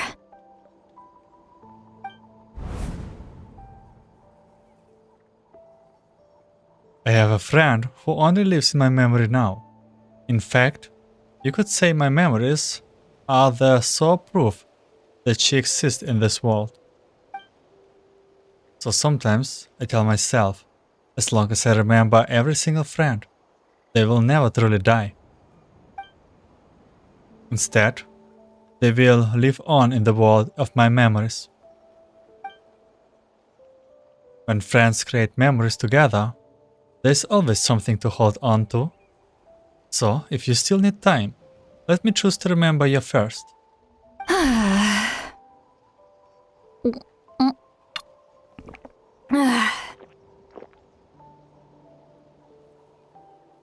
Is Citlali alright?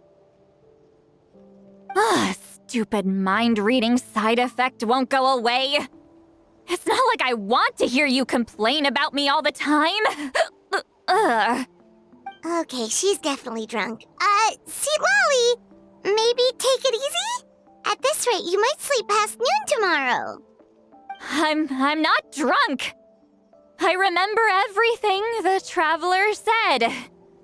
Just gotta think of a response. I'll think of something. Uh-oh, not this again. Is she asleep? I'm fine. Can get home by myself. Is she talking in her sleep or talking to us? She seems kind of out of it. Bye. Gonna walk back alone. Need some time to think. This is just so good. I will miss her. Doesn't need us to worry about her. She's always been like this. Alright.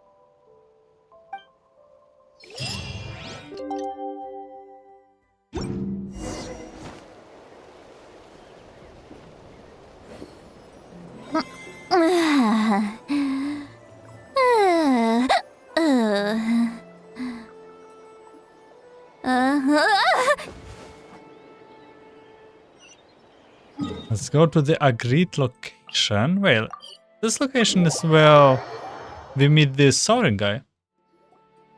This should be the place we decided to meet yesterday. Who knows if Citlali will show up on time. She drank so much last night, she might not even be up yet. Ahem. Citlali! No need to sound so surprised. Drinking is just a way to pass the time. I mastered the art of moderation long ago. Last night doesn't count. It was a minor slip-up, that's all. Anyway, I gave everything a lot of thought, and I think you're right about something. The Battle of Seven Colors holds the key to a lot of the answers I've been searching for. So that's why you're here so early. Traveler, great shaman. Sorry to keep you waiting. Shall we head out? More Fatui. Just follow me. I'll confirm the location myself. They are really not needed. Of course. Like, why? There's a great shaman near you and a traveler. Why do you even have the need of the Fatuya? If this guy really think that he can, like, double track us, or however you call it, like betray us, he's in the wrong. He know about both of them. It's not like he's clueless. There are some people that are living under the rock and don't know who Traveler is. But, I mean, yeah. Oh, what about the cliff? This should be it.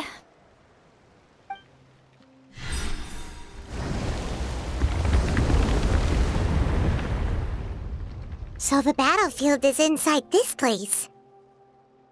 That could explain a lot of our academic questions. Don't lose focus. Once we get to the actual site of the battle, all the evidence needed for publication will be at our fingertips. Everyone ready? Let's go.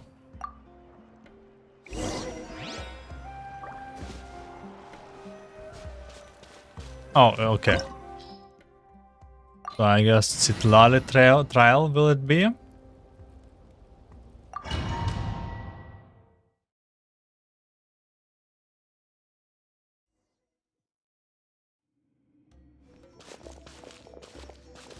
So the Abyss invaded through a cave like this? When the Abyss first began to corrode the ley lines, they took every opening they could get. All the items here should be useful for our research. You're not to touch a single one without my nod of approval. I don't support invasive excavation techniques either. Ah, of course. I'll defer to the experts on this matter. Well, shall we continue?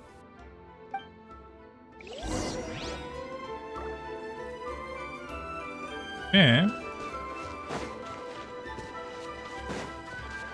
Something tells me also we are near the end of the story. There are weapons here from every tribe in Natlan. The battle must have encompassed the entire nation.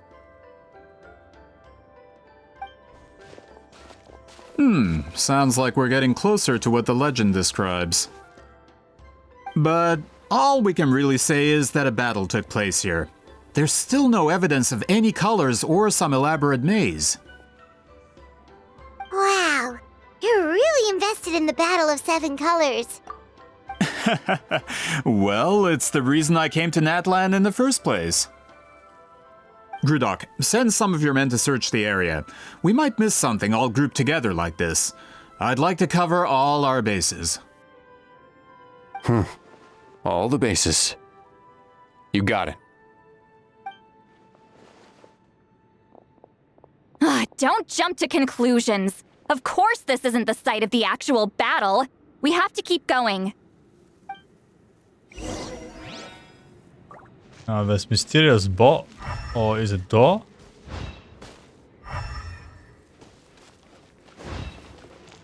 It looks so... Why this structure looks so... This wall is in our way! I might have an idea. Traveler, try removing that sphere.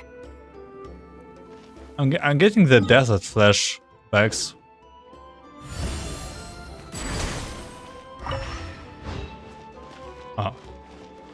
Okay. Whoa, we passed straight through! What was that? Some kind of color magic?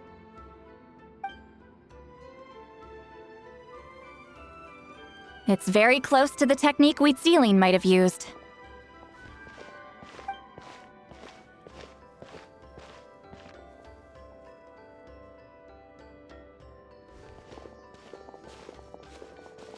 That's it? Doesn't quite compare to the scale described in the legend. Well, someone who wants to know about the battle, he complains a lot for sure. Still, what a terrific archaeological find! Enough chit-chat. We should keep going. The deeper we go, the more we'll find. Chest. Why do I see blue things?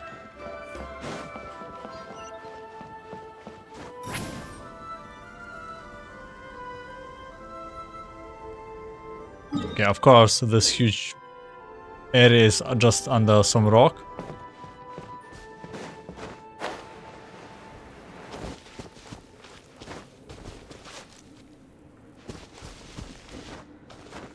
I was wondering if this is like a chasm. Does it look like the city is above us? Maybe not. Hold on.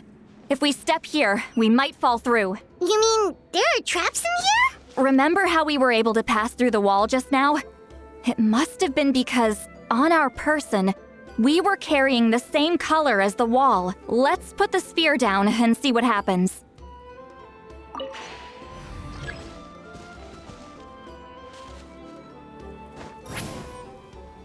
I don't even risk.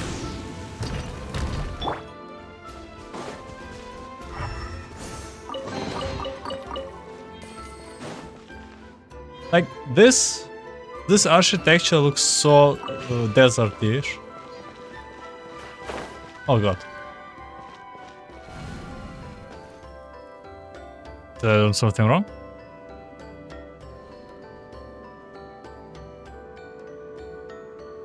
Of course.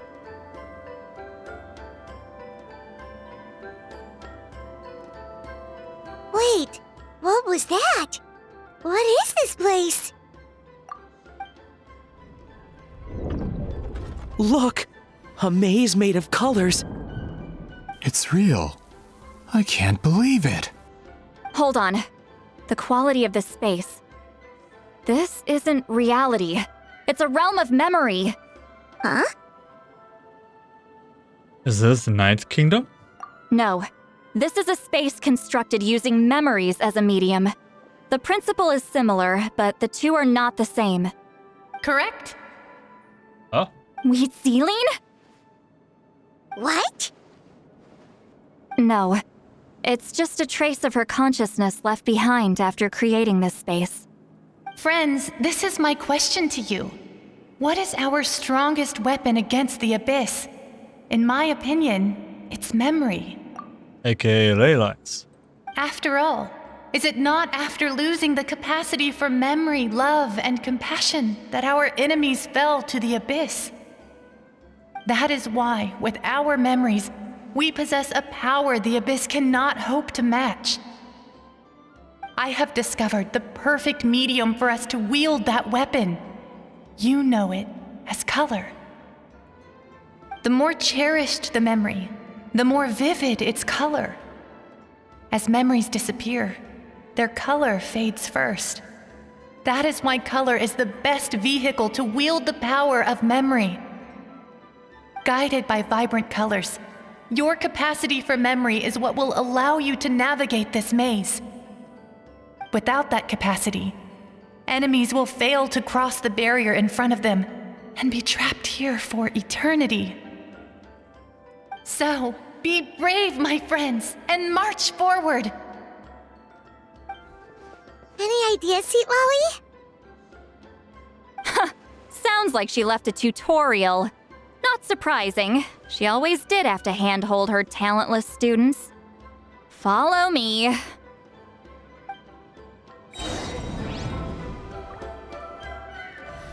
Okay, a puzzle.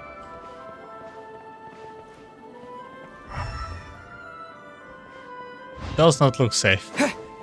I'm tempting. Okay. So...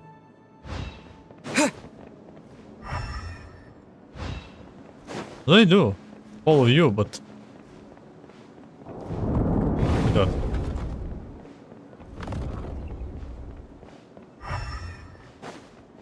Oh my god.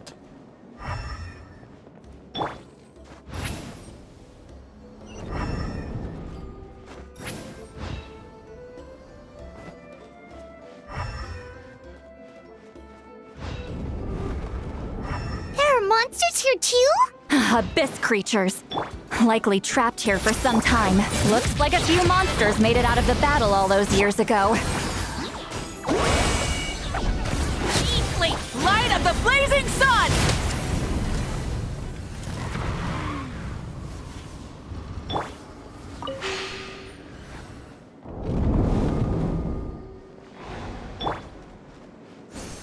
Okay, I don't know. Does it have anything like left, right? Is it even... Need to... The headache. Yeah. What's with these color-changing blocks? You and Citlali fell through all of a sudden. You scared Paimon half to death. Oh god, Must be one of the mechanics of the maze. I'm guessing the purpose is to help allies navigate this place. Oh no, more monsters? Ah, shoot. They're blocking the way forward. Let's get rid of them. You two! Time to end Pyroclastic Surge! I don't know, the battle sounds always so loud.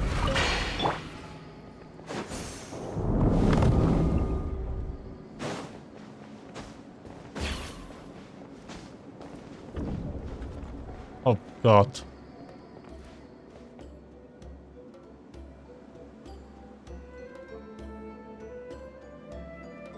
Surely this will not go. This place is so pretty. If not for those monsters, Paimon would have never guessed this was a battlefield. The showmanship's not bad, I'll give her that.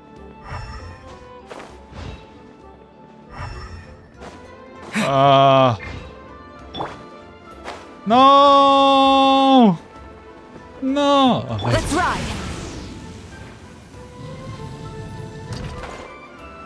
I can save myself. I can save myself. Citlali, please. Rise like smoke! I can save myself.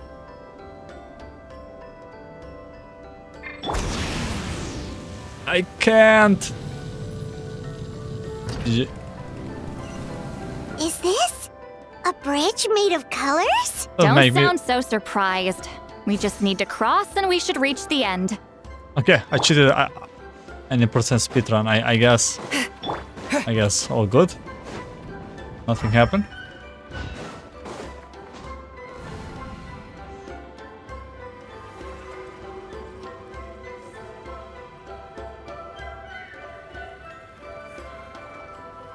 We're out! Looks like we made it through the maze.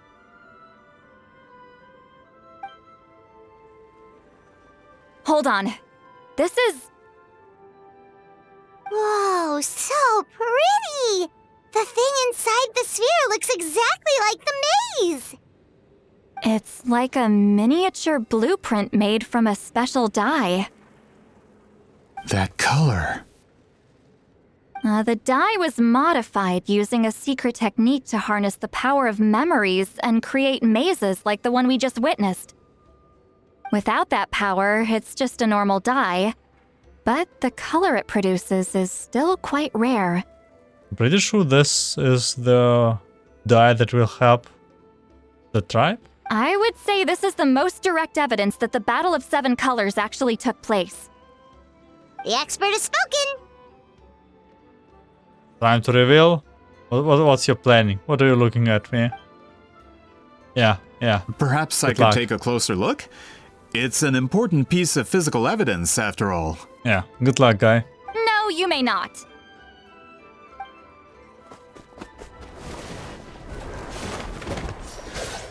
Whoa. What are you doing? Ah, you noticed my signal. Not bad, traveler. We make a good team. Huh. So, you've been watching me. Ah, come on. A self-proclaimed book merchant who's never heard of Shogun Almighty reborn as Raiden with unlimited power? Please, that work was a commercial success across Teyvat. I knew you were fishy, but I didn't expect you to pull something like this. Whoa. Is it evil NPC in Tribals Chronicles? No way. Monsieur Montluçon, we just need a few pictures for our research, not the artifact itself. What if it gets damaged or destroyed? How did you get fooled by this, Elia? Shut it! I couldn't care less about preserving this piece of trash. I would destroy it right now if I could. But then there would be no evidence to prove the battle took place! What if that was my goal all along? What? Huh. Pretending to be a book merchant, pretending to promote the history of Natlan and its heroes, was the only way to get information out of the people in this tribe! But, make no mistake, I'm no lowly merchant. I am the future owner of the largest printing company in all of Teyvat!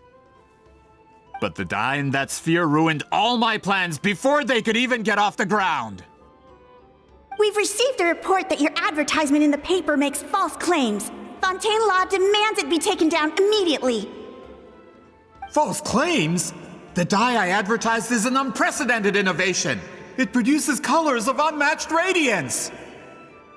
Unfortunately, its qualities are neither unprecedented nor unmatched.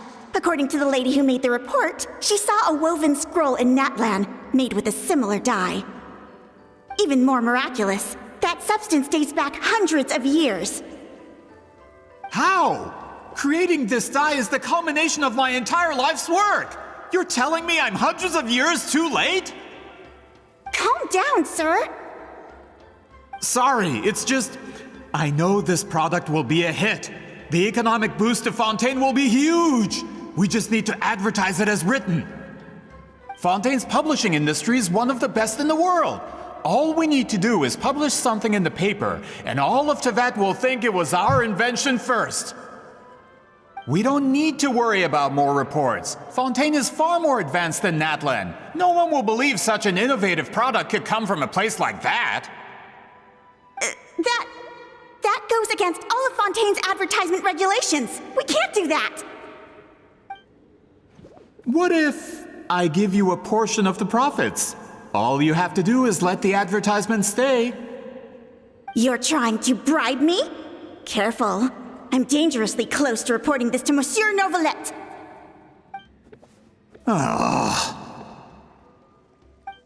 I knew if I was just allowed to market my product, it would be a hit. A bestseller even. I would be a giant in the printing industry. But now, no one will see it as anything more than a poor imitation marketed centuries too late. No matter how good the product actually is, not a single one will sell. I will never accept that someone from this backwoods, ignorant nation could come up with that dye. Not 200 years before me. Even when the truth is right in front of you. Ha! Truth is in the eye of the beholder. I'm already in the printing industry. I can go into publishing, no problem. All I have to do is destroy this sphere, write a detailed report about my findings, and publish it around the world. Then, the so-called truth becomes your word against mine. Once my report is accepted as fact, no one can accuse me of making false claims. That's awful! What happened to restoring the truth of history?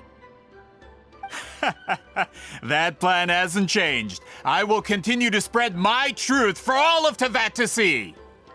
The winners write the history, as they say. You talk a big game, but did you forget who you're talking to? Ah, you mean a hero of Natlan who's not actually from Natlan? And a great shaman who, according to rumor, abandoned her tribe long ago? And? From a practical perspective, there's no reason for either of you to stand against me. Oh god.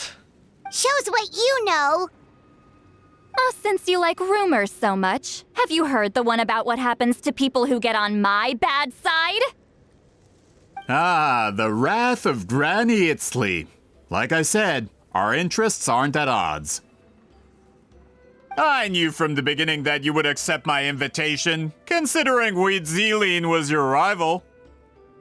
You've lived longer than her, you're far stronger than her, and yet, she has always been more revered than you. Now, that can change. With the backing of the printing industry, I can take any book and send it to all four corners of Tevat. This part of Natlan's history will be mine to tell. And in my version, I can erase the Battle of Seven Colors. You can be the one to have all the glory. That's not real history. That's a no then? Your history means nothing to me. But it's not allowed to stand in the way of my Mora. Done running your mouth? Good. Before handing you over to the tribe, I think I'll have my way with you first. Teach him a lesson. And make it stick. If this comes to a fight, per my contract, you're gonna have to go through me. Sure, okay. That's right. I didn't pay all that Mora for nothing. Sure, Wait, good luck. aren't you subordinates of the captain? Why are you helping someone who wants to erase Natlan's history? The captain. You actually bought that? United in the pursuit of Mora, we travel the land to collect debts. Our loyalty is to Regrader, his interests, and his wealth. Regrader? The captain means nothing to them. They serve a different harbinger altogether. Regrader! This man has the potential to become a giant in the printing industry and disrupt Fontaine's economic system. This aligns with Regrator's interests. It's all been a lie from the very beginning! I don't remember who is Regrator. I think that's the bank guy? Banking guy? This doesn't change anything, Paimon. Just one more guy to beat up. I don't care who you serve. When it comes to punishment, I don't discriminate. Oh man, okay. The agent. Agent of the wire. Let the mountain's veins boil! Show no mercy! Citlali, East Papa, get him! Wrath from the skies! This isn't good. That's what you get for messing with the hero of Natlan and Granny Citlali. They could give Regrator a run for his Mora. When did this person get so strong? Looks like the men following the captain failed to update us on the latest intelligence. Not good. This is becoming more trouble than it's worth. You're on your own! Hey, what about our contract? Your boss signed it himself! Our boss never signs a contract without loopholes. Even a veteran businessman like yourself fell into his trap. That's what makes him the best! Go home and read the fine print. All I did was trigger the exculpatory clause. You! The other stipulations have been fulfilled. I set up explosives around the cave, strong enough to destroy this place, as instructed. Oh, and for security purposes, all explosives have been rigged to blow at a specific time. Shouldn't be too long now. Monka? What? This whole place is gonna collapse? You were supposed to wait until I made it out! Are you trying to kill me? That depends on how fast you can run. I'm off.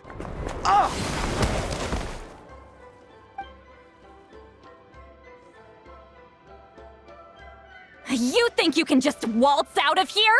Traveler, stop them, and then we'll make a break for it. Can do. If I'm caught, I implicate my boss. Time for the backup plan. Wait, don't!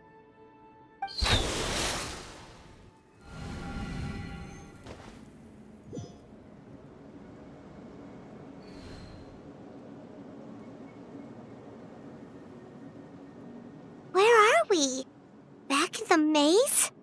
Our surroundings look different, though. What did that Fatui guy do?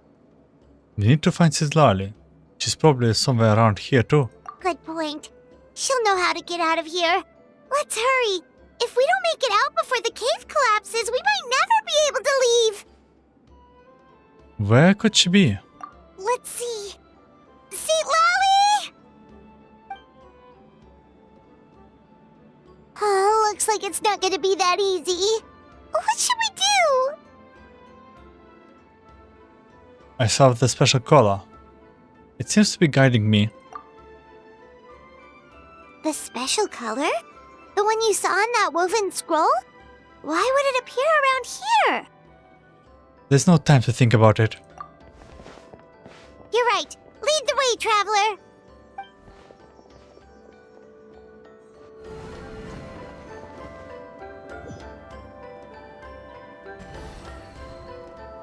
Fortunately, she can read our minds, so as long as we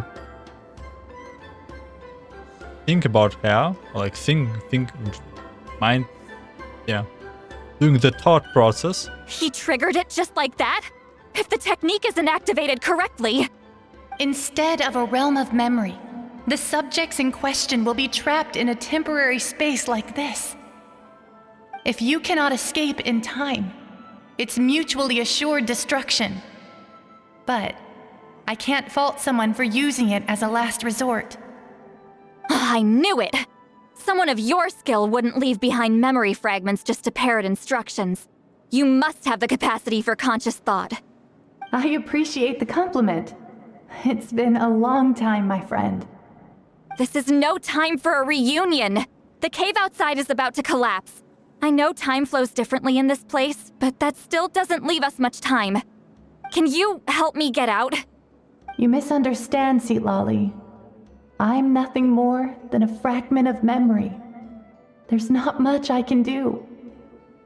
What do you mean? This space can be manipulated, right? The exit of your maze. I remember its structure. If I create an exit here, I can leave.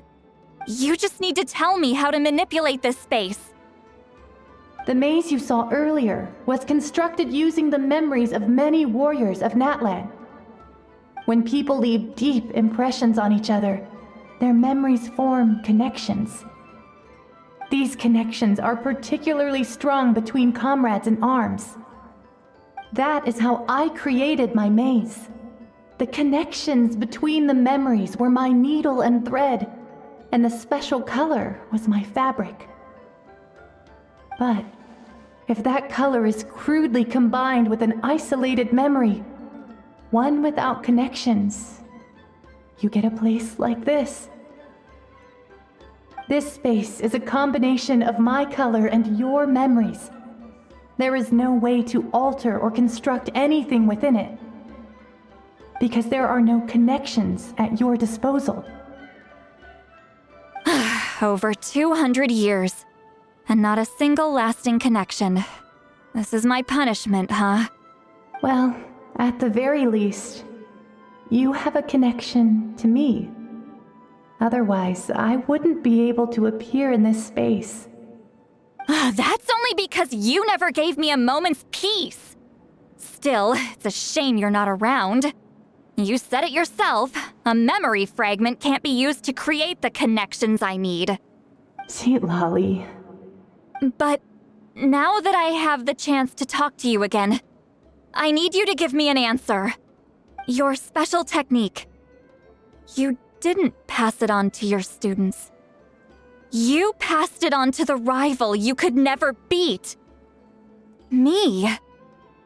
What I want to know is, why?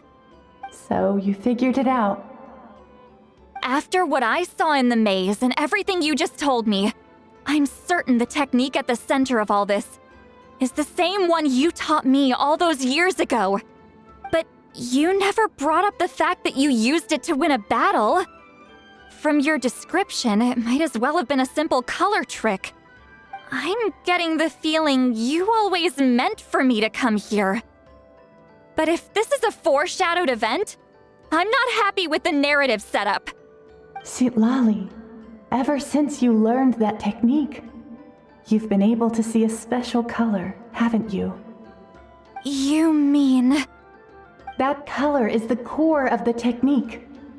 But it isn't my invention. It's something I discovered in the work of our ancestors. More specifically, you could call it the color of memories. In truth, passing on the technique is a process of using that color to tint another person's memories. Yes, the technique has the power to decide victory.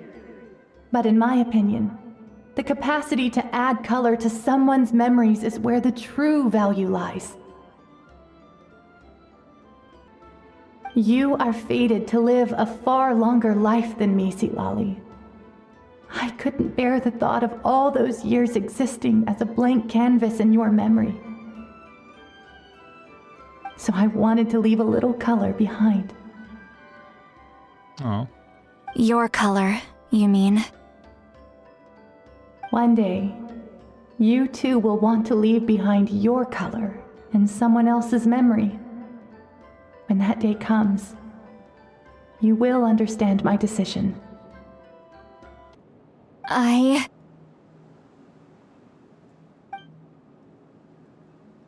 So you still need time? Let me choose to remember you first. I have to get out of here. That's the only way to rescue them.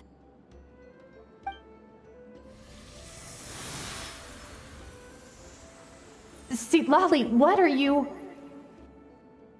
I understand the true principle of this technique now. If I can't construct an exit, then I will separate this color from my memories by force. But you could lose a portion of your memories that way. I know, but my memory is just a blank canvas I've neglected for 200 years. My friends are worth the risk.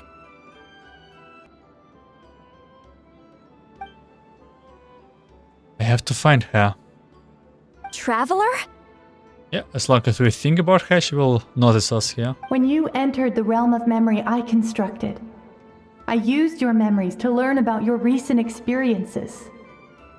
I have a feeling you're the one who will be saved this time.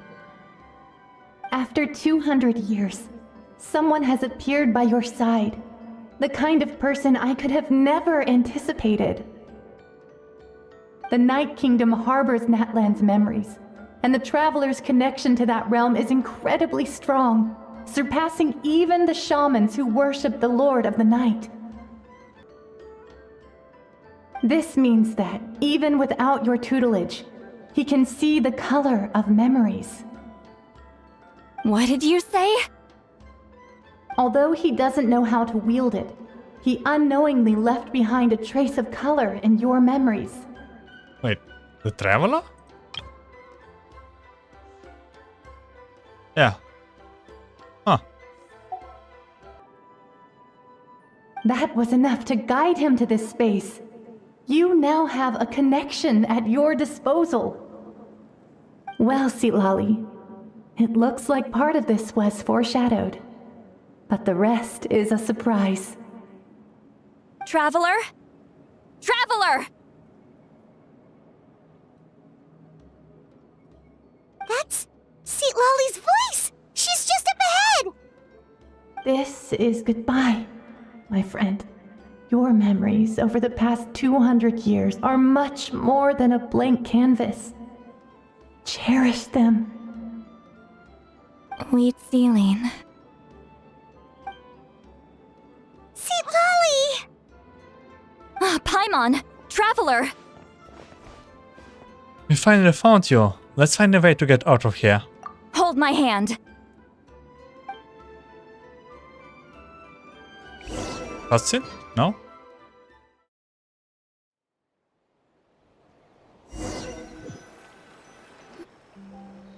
Did we teleport out?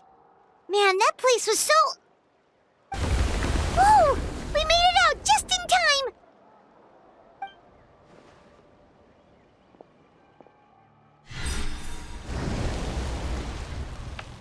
Wonder what happened to the Fatui guy and the others.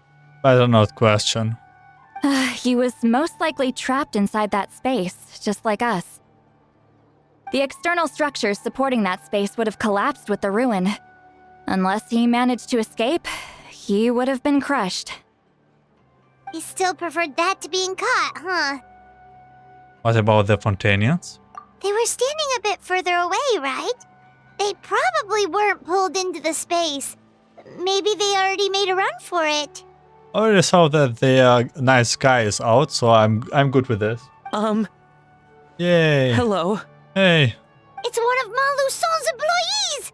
Quick, restrain him! Oh, come on. Oh, I can explain. I had no idea Malu-san was such a terrible person. I couldn't stop him from running, so I stayed behind and tried to find people to help rescue you. I'm so glad you managed to get out of there. Either way, the guards will take you back to the tribe. You'll be their problem. I understand. Anyway, I'm not here to harp on you. I just need to know one thing. Which way did he run? He went that way, but I'm not sure if you can catch up. That way? Unless he suddenly grows a pair of wings, I think we're okay. Traveler, Paimon, come with me.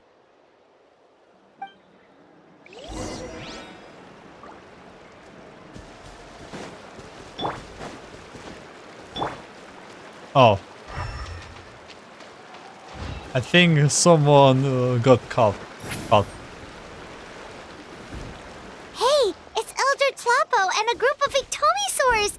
They caught Malu Son! Caught. Something felt off about him yesterday, so I set a few things in motion. Looks like it's time for that foreshadowing to pay off. My bank balance! No! No!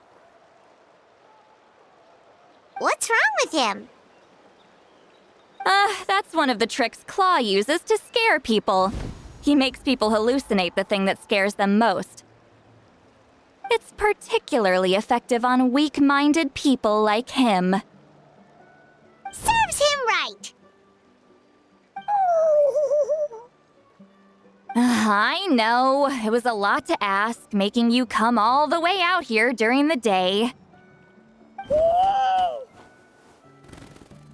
Was that a declaration? Elder Tlapo didn't appoint us to a whole other task, did he? Forget about him for now. The Ectomisaurs will make sure Montluçon doesn't escape before the guards arrive. In the meantime, we have unfinished business, remember? Right, the special scroll! But the die is buried underneath a bunch of rubble now. Don't worry, Witzeline's technique hasn't been lost at all. Come with me, I'll explain everything at my house. Oh, and Traveler? Everything you said about memory? I finally figured out my answer. I knew you'd want to tag along. Let's go.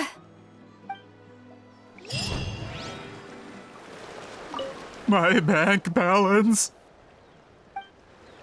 This is a list you have to worry about, my guy. Now, when it comes to weaving the scroll itself, you don't actually need to lift a finger. But if we're going to pass on Witzeline's technique, your participation is critical. What are you saying, Citlali? Follow me.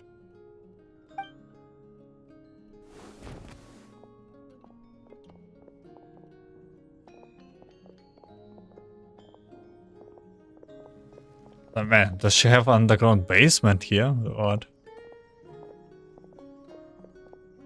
Wait, is it Maweka? Whoa, look at this place. Do you weave scrolls too?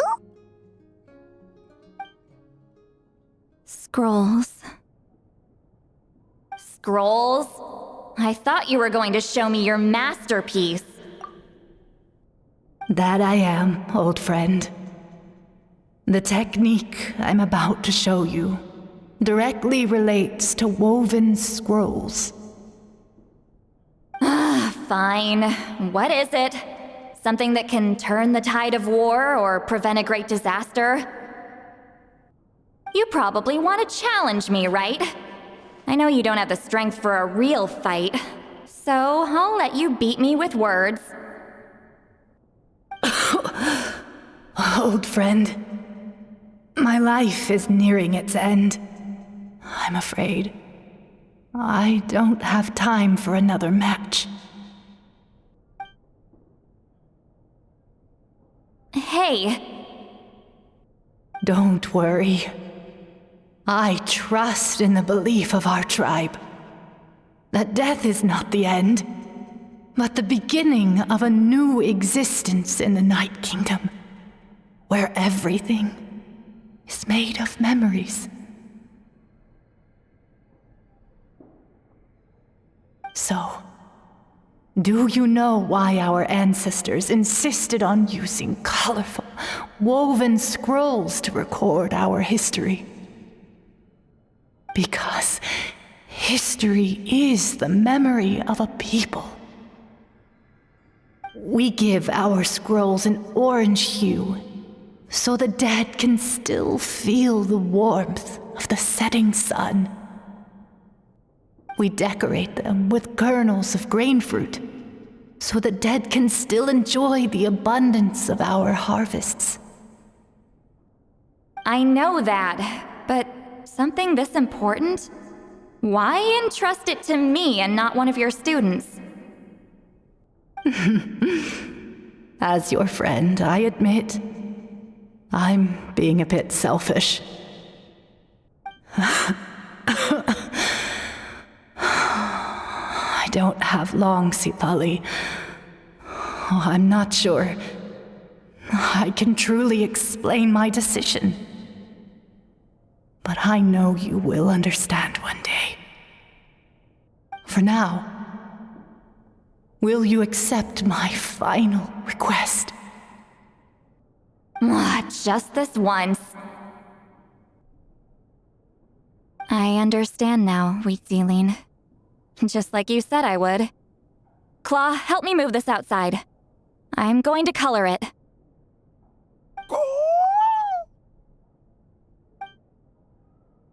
Traveler, Paimon, come with me.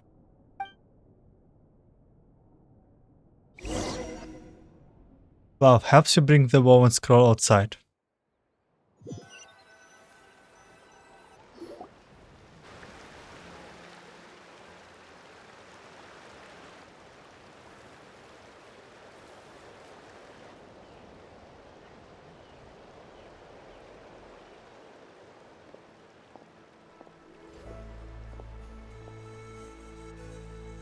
Hey! We are like birds, soaring through the horizons of time. I linger between brushes of memory, seeking the color of my final journey.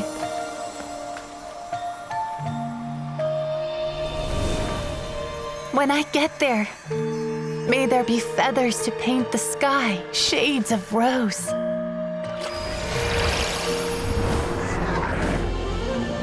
And fields of green to beckon adventurous souls. And azure oceans with which to sail into the unknown. And volcanoes too, where, despite the danger, hidden treasure waits to be found. And graffiti art, of course. Without that color, just imagine the dullness of night. Anything else? In the end, I hope everyone remembers my color too.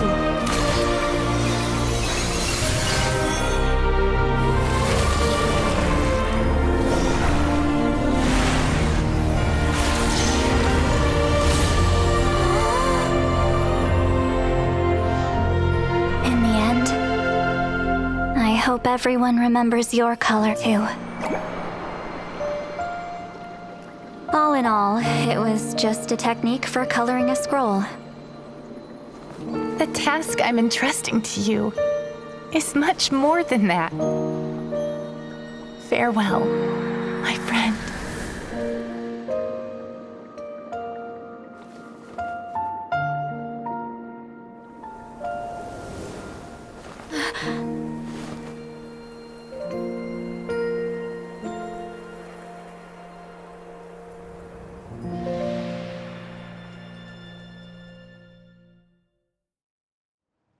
I knew you would understand. This is the special scroll. How did you know how to weave it, Citlali? Oh, remember the gift from the spirit? I really like this little cutscenes when they implement them. Hold on! You've lived for more than 200 years. You know how to weave the special scroll. That must mean... you're the one behind the gifts from the spirits! Oh, well, it's not like I wanted to interact with the appointed. So whenever I delivered the scroll, I used illusions to confuse them. The fact that it turned into some kind of divine intervention is because no one was skilled enough to see through my tricks. Why not just tell them? You've carried the duty alone for all these years? Even if you don't like interacting with people, why not teach someone else how to do it? Traveler, you can see the special color, right? Yes. The essence of that color is memory. That means completing the special scroll is a process of searching for color within your memories. Passing the technique on to someone means sharing your memories with them. You need to leave traces of your color in their memory, and they must do the same. Even though I only confirmed that today, I've had suspicions for a long time. And, well, ever since Citlali died, I haven't wanted to form that kind of connection with people. Oh, yeah. It was her final wish, so I kind of resigned myself to taking on the burden forever. After all, I have all the time in the world.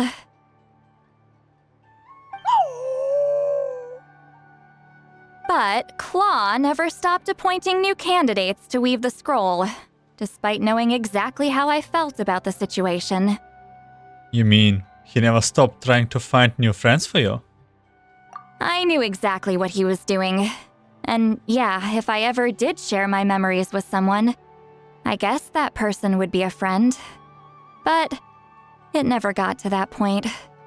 This time, though, you win, Claw. Take this. I guess it's my response to what you told me the other night.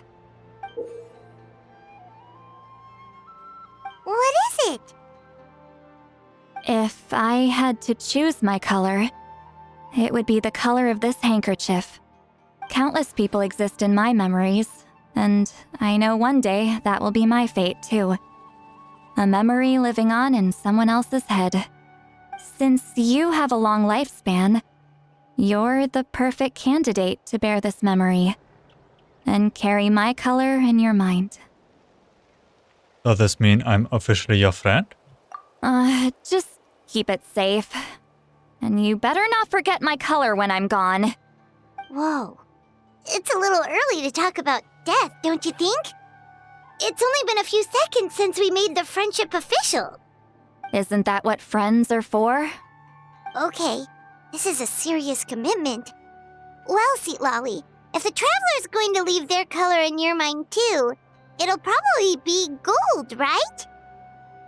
Actually, their mark is already there. Remember the mind reading effect I couldn't fix? Well, I finally got to the bottom of it.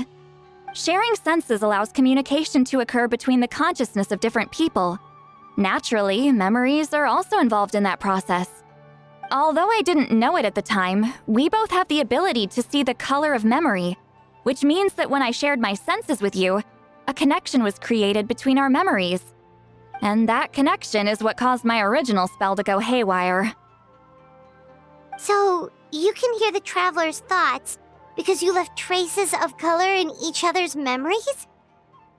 And that's why the Traveler could hear your thoughts too, because it works both ways, right? Quick thinking, but only those trained in the mystic arts can maintain that level of connection. That's why I can still hear the Traveler's thoughts, but not the other way around. There's no need to worry, though.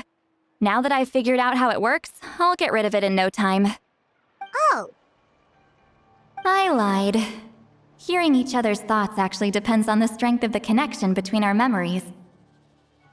So, after everything we just went through, I bet you can hear me again.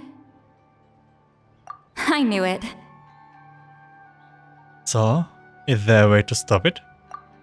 Since the connection between our memories is already there, the only way to get rid of the effect is for one of us to forget about the other. Just messing with you. I'm a legendary shaman of my tribe. Now that I know the cause, of course I can figure out how to fix it. It'll probably take some time, though, so bear with me for now. Besides, I'm an open book. It's not like you're gonna hear anything embarrassing. Oh, unless I've had a few drinks. Find one! Oh, so you can't turn it off? That's a shame. That's good to hear. Yeah, I get what you mean. Some thoughts are better kept to yourself. Huh?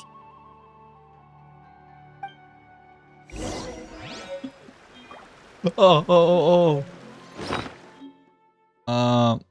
Where's this handkerchief? Okay. Handkerchief that Citlali give you as a gift. May its color ever stay in your memory, as a present, as a promise. Yeah, I think the Genshin's new plan for 20 years be like, you will be like, they're going for eternity with this one.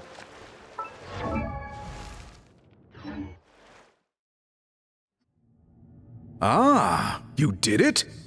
Your investigation into the Battle of Seven Colors must have been fruitful indeed. I do hope you share what you learned. Wow! The scroll is finished already! Elder Talapo's wisdom is never wrong. Yeah, we should explain. Take it away, Traveler!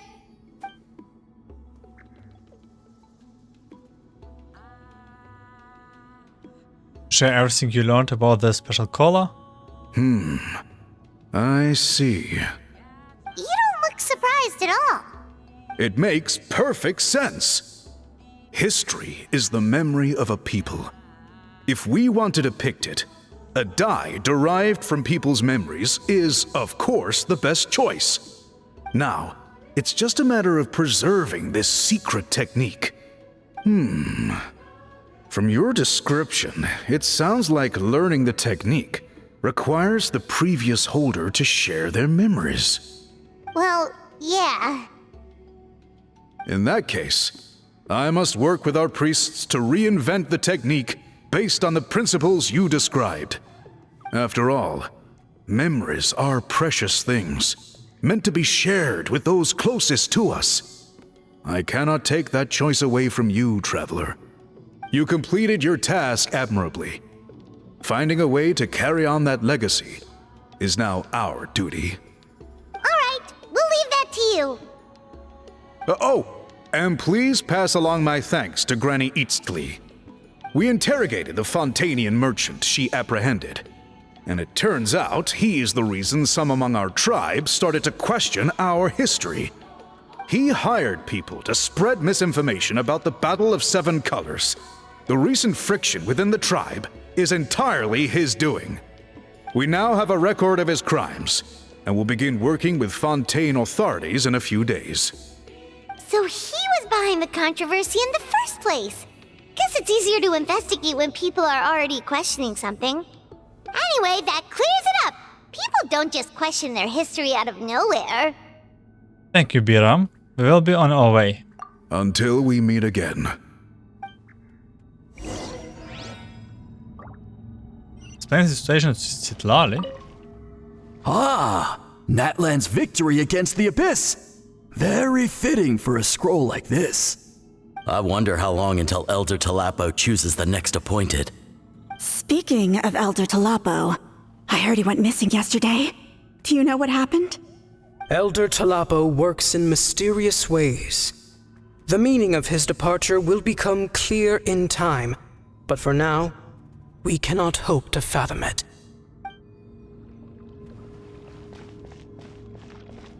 Okay, we have full picture of it.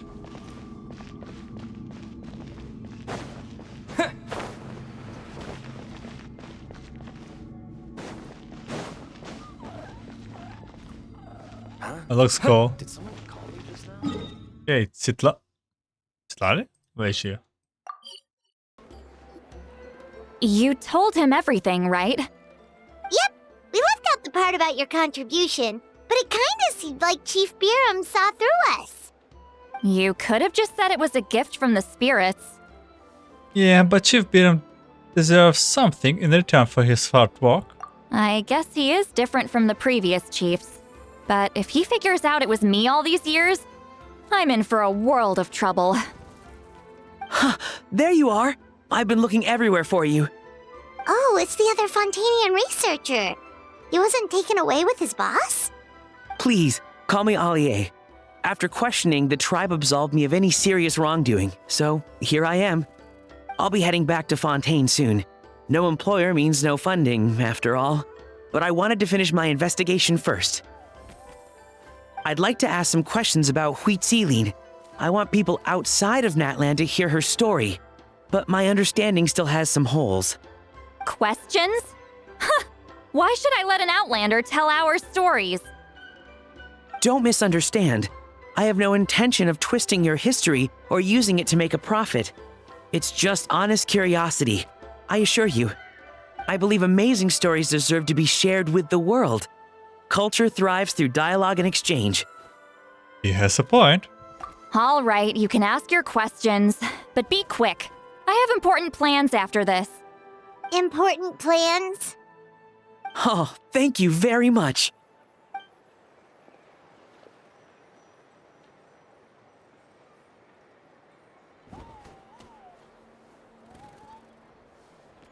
Citlali runs out of patience. Another day, another drained social battery.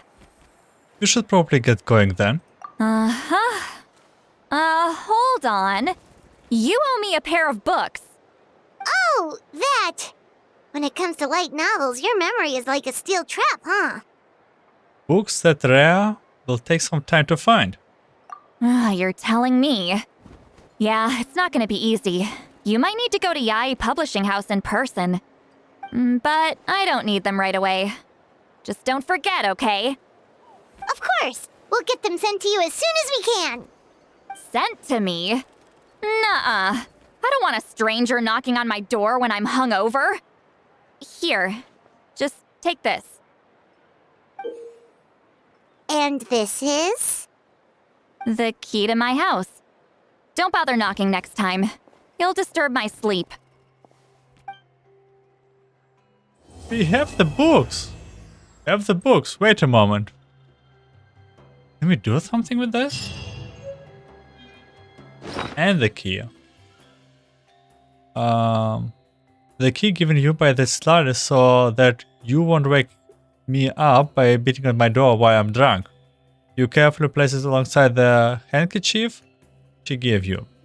After all, you have collected so many keys in the past, so this one needs to be a special mark to stand out. Also, we did complete one of those things. Aha, we got more Lani and that Michael may abide in your memory always. Wait. Yep, we have also travelers, okay. So there's a couple of more missing. A little bit to get all of that, but let's see if we can actually find... If we can actually give the Citlali the books. I'm pretty sure I have them. Okay, so this is her home. How do we give her the books? Do we have the option to give the books? No?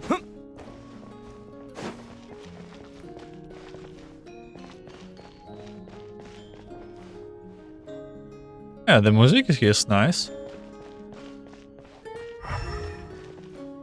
Wait, it's I think it's her trailer music.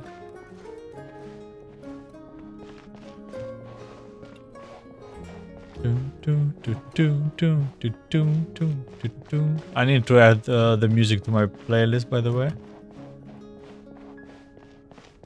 Well, I guess it's probably possible, but not as for... I don't know what for her hex tricks I have to use. But it will be concluded in our Masters of the Night Wind story, Rivals Chronicles. And we got more Citlali. Not quite what I expected. I actually didn't expect anything a lot that much. I also have no idea what we will be doing at the next stop on the Flower Feather clan. It's Chaska's territory, pretty sure. And that will be the 5th one. So until then, that will be it for this one.